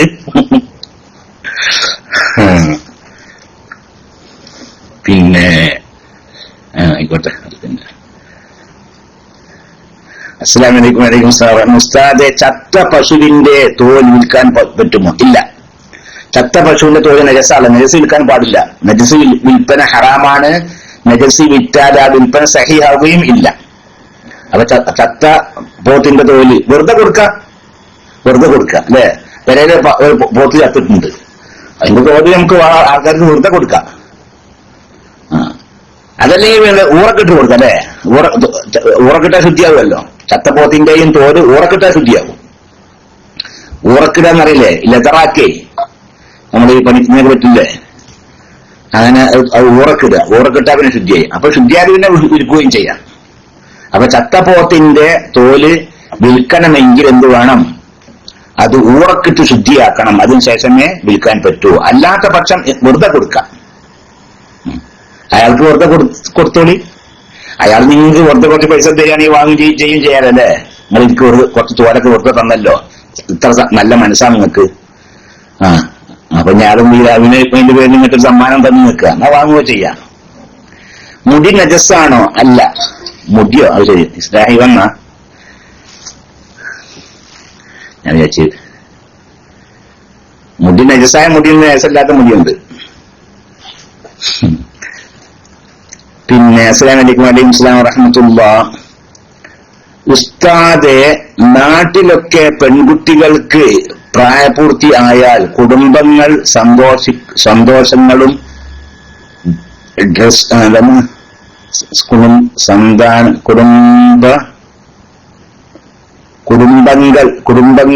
കുടുംബങ്ങൾ സാധനങ്ങളും ഡ്രസ്സും കൂടെ പോയി കൊടുക്കുന്നു. ഇത് അനുവദനീയമാണ്? അനുവദനീയമല്ലാന്ന് പറയാൻ പറ്റില്ല. കാരണം അനുവദനീയമല്ലാന്ന് പറയണമെങ്കിൽ ശറഅൻ നിരോധിക്കണം. ഇന്ന കാര്യങ്ങൾ ചെയ്യരുത്, കുട്ടികൾക്ക് പ്രായപൂർത്തി എത്തിയാൽ നിങ്ങൾ അവർക്ക് ഡ്രസ്സ് ഉണ്ടാക്കി കൊടുക്കരുത് അല്ലേ എന്ന് ശറഅൻ നിരോധിച്ചാൽ അനുവദനീയമല്ല എന്ന് പറയണം. അതുകൊണ്ട് അങ്ങനെ നിരോധിച്ചിട്ടില്ല, അതുകൊണ്ട് അനുവദനീയം തന്നെയാണ്. പക്ഷെ അതൊക്കെ ഒരു മോശം ആചാരമാണ് എന്നാണ്. അതൊക്കെ മറച്ചു വെക്കേണ്ടുന്ന വിഷയമാണ്. അതൊക്കെ ഒരു കുട്ടിക്ക് തന്നെ പ്രായപൂർത്തി എത്തി അല്ലേ, അവർക്ക് ഹൈലുണ്ടായി, അതിങ്ങനെ എല്ലാവരോടും ഉച്ചാറിന്റെ വിഷയപ്പോൾ അത് ഉച്ചാറിന്റെ വിഷയമാണ്, അത് മറച്ചു വെക്കേണ്ട വിഷയമല്ലേ. അതൊക്കെ ഒരു കാഫിര്യങ്ങളുടെ ആചാരമാണ്. കാഫിര്യങ്ങൾക്ക് പഴയ ഇതുണ്ടായവർക്ക് അത് വലിയ ആഘോഷമായിട്ടില്ല. എല്ലാവരും കൂടി കുളിപ്പിക്കാൻ കൊണ്ടുപോവുക, എല്ലാവരും കൂടി വലിയ പാട്ടൊക്കെ പാട്ട് കുളിപ്പിക്കാൻ കൊണ്ടുപോവുക, എന്നിട്ട് അവിടെ വലിയ പാർട്ടിയൊക്കെ വെക്കുക. അതിന് പേരനുണ്ടാത്ത ഇവരത് പറയാൻ തന്നെ ഒരു നാടാണ്, അങ്ങനത്തെ ഒരു പേരാണ് ഉള്ളത്. എന്നിട്ട് എല്ലാവരും വലിയ ചോറൊക്കെ വെച്ച് കൊടുക്കുകയാണ് വലിയ അതൊക്കെ ഒരു കാഫിര്യങ്ങളുടെ ആചാരമാണ്. നമ്മളെ സംബന്ധിച്ചത് അവർക്ക് മറച്ചു വെക്കുകയാണ് വേണ്ടത്.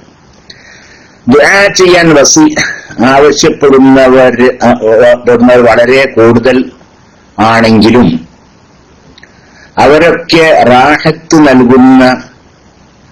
അവർക്കൊക്കെ റാഹത്ത് നൽകുന്ന രീതിയിൽ ദുആ ചെയ്യുന്ന ഉസ്താദിന്റെ സന്മനസ് റബ്ബ് ചേട്ട ആമീൻ. അല്ലാഹു സുബ്ഹാനഹു വ തആല അങ്ങനെ ദുആ ചെയ്താലേ കുറെ ആളുകൾ നമുക്കും ആമീൻ. അത് ഞാനിപ്പോ ഇതിനിപ്പോ മുമ്പേ ഞാൻ ചിന്തിച്ചൊരു വിഷയമാണ്. നമ്മുടെ ഈ ബൈലക്സിന് ഇപ്പൊ 1-2 ദിവസമല്ലേ നിരന്തര പ്രശ്നം ഉണ്ടായില്ല അല്ലെ, 2 ദിവസം തുടർച്ചയായിട്ട് ബൈലക്സിന് പ്രശ്നം ഉണ്ടായി.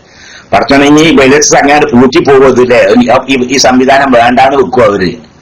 നിങ്ങൾക്ക് അങ്ങനെ വേണ്ടാന്ന് വെച്ചാൽ ഇപ്പൊ നമ്മളിതുവരെ ഇപ്പൊ കുറെ ആളുകളൊക്കെ ഞങ്ങൾ വലിയ പരിചയക്കാരായി, ധാരാളം ആളുകൾ അവിടെ പരിചയപ്പെട്ട് ഇപ്പൊ മരിക്കുകയാണെങ്കിൽ കുറെ ആളുകൾ മയ്യിത്ത് നിസ്കരിക്കും, ദുആ ചെയ്യും. ചിലപ്പോ കേരള ഇസ്ലാമിക് ക്ലാസ്സിന്റെ കുറച്ച് ദുഃഖറൊക്കെ ഉണ്ടാവും അല്ലേ, അതൊക്കെ ഇപ്പൊ പോവുക നഷ്ടപ്പെടുവോ? നമുക്കിപ്പോ ആകെയുള്ള ഒരു സമാധാനപ്പെടാനുള്ളത്. നാട്ടിലൊക്കെ ആണെങ്കിൽ ഇപ്പോ അങ്ങനെ സംഘടനാ രംഗത്തൊക്കെ പ്രവർത്തിച്ചിട്ടും മറ്റങ്ങനെ മുദ്രസായിട്ട് മറ്റൊക്കെ ആയിട്ട് കുറച്ചു കാലം ഇതിപ്പോ അന്നില്ലല്ലോ. ഇതിപ്പോ ആകെയുള്ള ഇപ്പൊ ഈ ഒരു റൂമാണുള്ളത്. അപ്പൊ അതും കൂട്ടിപ്പോയ നമ്മുടെ കാര്യം പിന്നെ അപ്പൊ ഏതായാലും അല്ലാഹു സുബ്ഹാനഹു വ തആല നമ്മളൊക്കെ മരിച്ചിട്ടുണ്ടെങ്കിൽ ധാരാളം മുഅ്മിനീങ്ങൾ മയ്യിത്ത് നിസ്കരിക്കുന്ന, ദിക്ർ ചൊല്ലുന്ന, ദുആ ചെയ്യുന്ന ആ നല്ല ഒരു അവസ്ഥ നമുക്കൊക്കെ അല്ലാഹു തആല ഉണ്ടാക്കി തരട്ടെ. ആമീൻ. സല്ലല്ലാഹു അലൈഹി വസല്ലം. മുഹമ്മദ് ഉസ്താദെ, ഞാൻ യുഎഇയിൽ വന്നിട്ട് 8 മാസമായി, ജോലി ഒന്നും ശരിയായിട്ടില്ല. ഖൈറായ ജോലി ശരിയാവാൻ ദുആ ചെയ്യണം. അല്ലാഹു റബ്ബുൽ ഇസ്സത്ത് റസൂലുള്ളാഹി സ്വല്ലല്ലാഹു അലൈഹി വസല്ലം തങ്ങളുടെ ഹഖ് ജാഹ് ബർക്കത്ത് കൊണ്ട്, അല്ലാഹുവിന് ഇഷ്ടപ്പെട്ട അവന്റെ മറ്റ് അടിയാറുകളുടെ ഹഖ് ജാഹ് ബർക്കത്ത് കൊണ്ട് കുട്ടിക്ക് നല്ലൊരു ജോലി, നല്ല റാഹത്തുള്ള ജോലിയും നല്ല ശമ്പളവും അതിൽ ഖൈറും ബർക്കത്തൊക്കെ അല്ലാഹു പ്രദാനം ചെയ്യട്ടെ.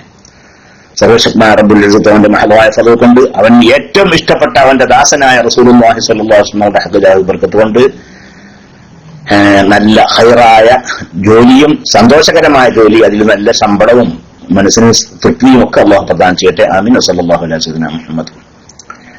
അസ്സലാമു അലൈക്കും വലൈക്കും സലാം വറഹ്മത്തുള്ളാഹി. ഉസ്താദേ, എന്റെ ജ്യേഷ്ഠന്റെ ഭാര്യ സഹോദരിയെ തിരുവനന്തപുരം RCCയിൽ കൊണ്ടുപോയിരുന്നു. ക്യാൻസർ ആണ് എന്നാണ് അറിയുന്നത്. അടുത്ത ആഴ്ച കീമോതെറാപ്പി ചെയ്യാൻ വേണ്ടി ചെല്ലാൻ പറഞ്ഞിട്ടുണ്ട്. ഉസ്താദ് ദുആ ചെയ്യണേ. അല്ലാഹു റബ്ബുൽ ഇസ്സത്ത് റസൂലുള്ളാഹി സ്വല്ലല്ലാഹു അലൈഹി വസല്ലം തങ്ങളുടെ ഹഖ് ജാഹ് ബർക്കത്ത് കൊണ്ട് ആ സഹോദരിക്ക് പൂർണ്ണ ശിഫ പ്രദാനം ചെയ്യട്ടെ. ഏത് മാരകമായ രോഗമാണെങ്കിൽ ശരി, അല്ലാഹു റബ്ബുൽ ഇസ്സത്ത് അവന്റെ മഹദായ ഫള കൊണ്ട്, റസൂലുള്ളാഹി സ്വല്ലല്ലാഹു അലൈഹി വസല്ലം തങ്ങളുടെ ഹഖ് ജാഹ് ബർക്കത്ത് കൊണ്ട് മറ്റ് അള്ളാഹുവിന് ഇഷ്ടപ്പെട്ട അവന്റെ അടിയാറുകളുടെ ഹഖ് ജാഹ് ബർക്കത്ത് കൊണ്ട് ആ സഹോദരിക്ക് പൂർണ്ണ ശിഫ പ്രദാനം ചെയ്യട്ടെ. ആമീൻ. സല്ലല്ലാഹു അലൈഹി വസല്ലം. മുഹമ്മദ് ഉസ്താദെ, ഈ ഉമ്മാന്റെ സ്വത്ത് വീതം വെക്കുന്നത് എങ്ങനെ? മരണശേഷം മക്കൾക്ക് വേണ്ടി കുടുംബ സ്വത്ത് ഓഹരി വെക്കുന്ന രീതി എങ്ങനെ? ഉമ്മാന്റെ സ്വത്തും ബാപ്പാന്റെ സ്വത്തും. ഉമ്മാന്റെ സ്വത്തും ബാപ്പാന്റെ സ്വത്തൊക്കെ ഒരേപോലെ തന്നെയാണ് ഓരിയേക്കേണ്ടത്. ഉമ്മാന്റെ സ്വത്തിന് പ്രത്യേക അങ്ങനെയില്ല. ഒരു മയ്യത്ത് ഒരാൾ മരിച്ചു, അയാളുടെ സ്വത്ത് അങ്ങനെയാണ്. അത് ഉമ്മാരും വേണ്ട ബാപ്പാരും വേണ്ടില്ല. ഒരാൾ മരിച്ചു, അയാളുടെ സ്വത്ത് എങ്ങനെ ഓരിയണം? ആ മരിച്ച ആൾക്ക് ആൺകുട്ടികളുണ്ട് പെൺകുട്ടികളുണ്ട്. എന്നാൽ ആൺകുട്ടികളുടെ പകുതിയെ പെൺകുട്ടികൾക്ക് ഉണ്ടാവുള്ളൂ. 4 ആണുങ്ങളാണ് 2 പെണ്ണുമാണ്. 4 ആണുണ്ട് 2 പെണ്ണുണ്ട്. എന്നാല് അവിടെ എന്താ 5 ഓഹരി വെക്കുക. എന്നിട്ടോ 4 ആണുങ്ങൾക്ക് ഓരോന്ന് കൊടുക്കുക. പിന്നെ ഒരു ഓഹരി ഉണ്ടല്ലോ 2 പെൺകുട്ടികളുള്ള ആ ഒരു ഓരോ കൊണ്ട് 2 പെൺകുട്ടികൾ കൊടുക്കുക. എന്നുവെച്ചാൽ ആണിന്റെ പകുതി പെണ്ണിന് ഉണ്ടാവുള്ളൂ. നേരെ മറിച്ച് ആ ഉമ്മാക്കാവട്ടെ വാപ്പാക്കാവട്ടെ ആകെ ഒരു പെൺകുട്ടിയല്ലതില്ലേ? മക്കളാകേണ്ട ആൺകുട്ടികളും പെൺകുട്ടികളും പറഞ്ഞില്ല, ഒരു പെൺകുട്ടിയേ ഉള്ളൂ. എന്നാൽ സ്വത്തിന്റെ നേർപകുതി അവർക്കുള്ളതാണ്. ആ മരിച്ച ആളുടെ സ്വത്തിന്റെ നേർപകുതി അവർക്കുള്ളതാണ്.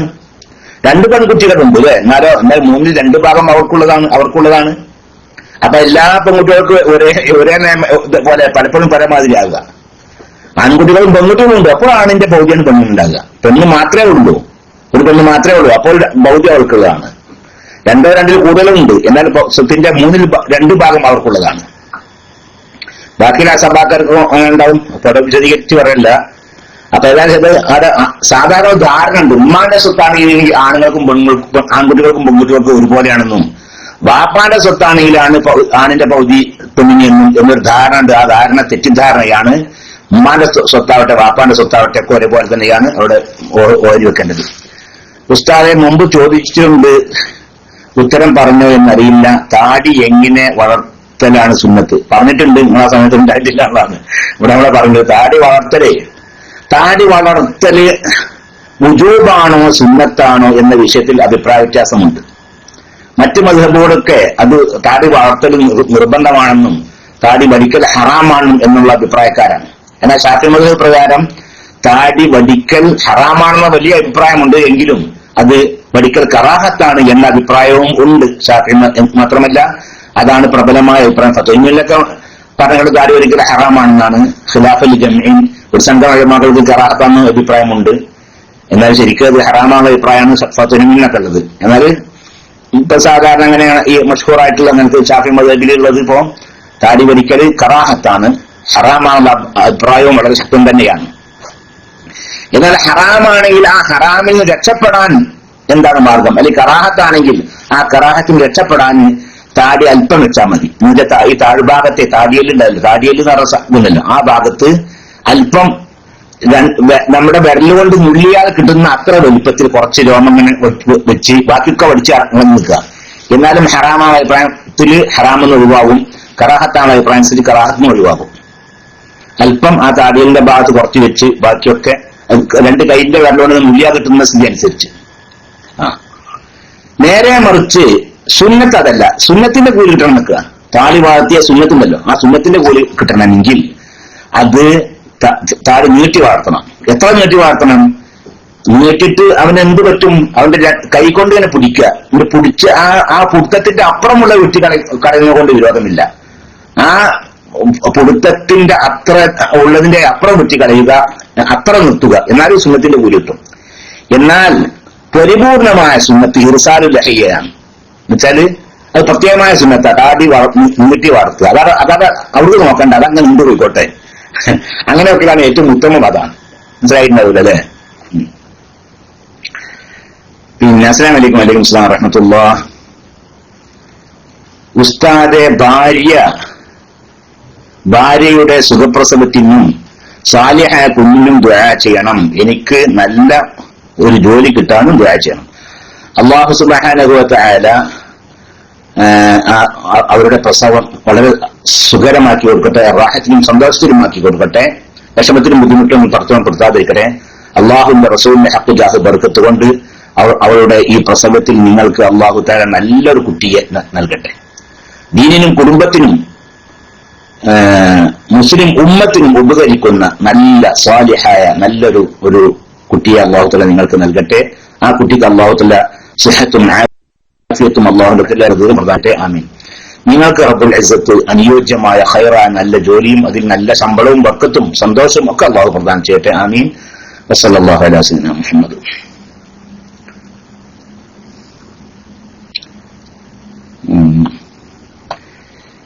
ഇനി ഒരുപാട് PM ഉണ്ട്. ക്ഷമിക്കണം, ഞാൻ ഇൻഷാ അല്ലാഹ് നാളെ ബാക്കിയുള്ള PMനൊക്കെ ഇൻഷാ അല്ലാഹ് നാളെ ഇൻഷാ അല്ലാഹ് മറുപടി പറയാം. ഇതുവരേക്കും പറഞ്ഞതും ചോദിച്ചതും കേട്ടതൊക്കെ അല്ലാഹു സുബ്ഹാനഹു വ തആല ഖബൂൽ ചെയ്യട്ടെ. ഇത് അല്ലാഹുവിന്റെ ദീനിലുള്ള ഒരു എളിയ ഖിദ്മത്തായി അല്ലാഹു ഇത് സ്വീകരിക്കുകയും ഇതിന് അല്ലാഹു റബ്ബുൽ ഇസ്സത്ത് നമുക്ക് എല്ലാവർക്കും വലിയ സവാബ് പ്രദാനം ചെയ്യുകയും ചെയ്യട്ടെ. പറഞ്ഞിരിക്കും കേട്ട നിങ്ങൾക്കും ചോദിച്ചവർക്കും ഒക്കെ മീസാനിൽ വലിയ ഭാരം നൽകുന്ന വലിയ ഒരു അമലായി അല്ലാഹു ഇത് ഖബൂൽ ചെയ്യട്ടെ. ദുനിയാവിലും ആഖിറത്തിലും രക്ഷപ്പെട്ടവരിൽ നമ്മയും നമ്മുടെ മാതാപിതാക്കൾ, ഭാര്യസന്താനങ്ങൾ, കൂട്ടുകുടുംബങ്ങൾ, നമ്മുടെ അയൽവാസികൾ, സ്നേഹിതന്മാർ, നമ്മുടെ ഉസ്താദുമാർ, മശായിഖന്മാർ, ശിഷ്യന്മാർ, നമ്മുടെ മൽഹഖുള്ളവർ, നമ്മുടെ ദുആ കൊണ്ട് വസിയത്ത് നൽകിയവർ, നമ്മെ സഹായിച്ചവർ എല്ലാവരെയും അല്ലാഹു ഉൾപ്പെടുത്തട്ടെ. നമ്മുടെ ഒക്കെ ആഖിബത്ത് അല്ലാഹു തആല നന്നാക്കി തട്ടെ. ലാ ഇലാഹ ഇല്ലല്ലാഹ് എന്ന കലിമ ഉച്ചരിച്ചുകൊണ്ട് സ്വർഗം കണ്ടു മരിക്കുന്ന ഭാഗ്യവാന്മാരുടെ കൂട്ടത്തിൽ അല്ലാഹു സുബ്ഹാനഹു വ തആല അവന്റെ മഹത്തായ ഫദ്ൽ കൊണ്ട് നമ്മെ എല്ലാവരെയും ഉൾപ്പെടുത്തി തരട്ടെ. സല്ലല്ലാഹു അലൈഹി വസല്ലം മുഹമ്മദിൻ وآله وصحبه أجمعين. سبحان ربك رب العزة عما يصفون وسلام على المرسلين والحمد لله رب العالمين. ബഹുമാനപ്പെട്ട ജലീൽ ദാരിമി അതുപോലെ തന്നെ ശംസുദ്ദീൻ ഫൈസി പോലെയുള്ള ആളുകളൊക്കെ ഉണ്ട്. അവരൊക്കെ തന്നെ മുണ്ടാതിരിക്കാണ്. ജലീൽ ദാരിമി ഇന്നലെ വിളിച്ചിരുന്നു, ഒരു വന്നിട്ട് കുറച്ച് ദിവസം കഴിക്കുന്നത് ഉണ്ടാതിരുന്നാണ്. അപ്പൊ ഇൻഷാ അല്ലാഹ് അവരൊക്കെ പിന്നെ സൽമാൻ അസരിയും സമദ് ഫൈസിക്കാർക്കൊക്കെ പിന്നെ വരുന്നുണ്ട്. അതേസമയത്ത് ജലീൽ ദാരിമിയും ശംസുദ്ദീൻ ഫൈസിയൊക്കെ അവരൊക്കെ ഒന്നുകൂടി നമ്മൾ സജീവമാക്കണം. അപ്പൊ ഇൻഷാ അല്ലാഹ് ഞാനിപ്പോൾ മൈക്കിൾ വിസിയാണ്. ഇൻഷാ അല്ലാഹ് ബഹുമാനപ്പെട്ട സമദ് ഫൈസിയും പിന്നെ ARCK ഒക്കെ ഇവിടെ ഉണ്ട്. അവരൊക്കെ ചർച്ച നടത്തും എന്ന് പ്രതീക്ഷിക്കുന്നു. ഞാൻ മൈക്ക് റിലീസ് ചെയ്യുന്നു. അസ്സലാമു അലൈക്കും വറഹ്മത്തുള്ളാഹി തആല വബറകാതുഹു.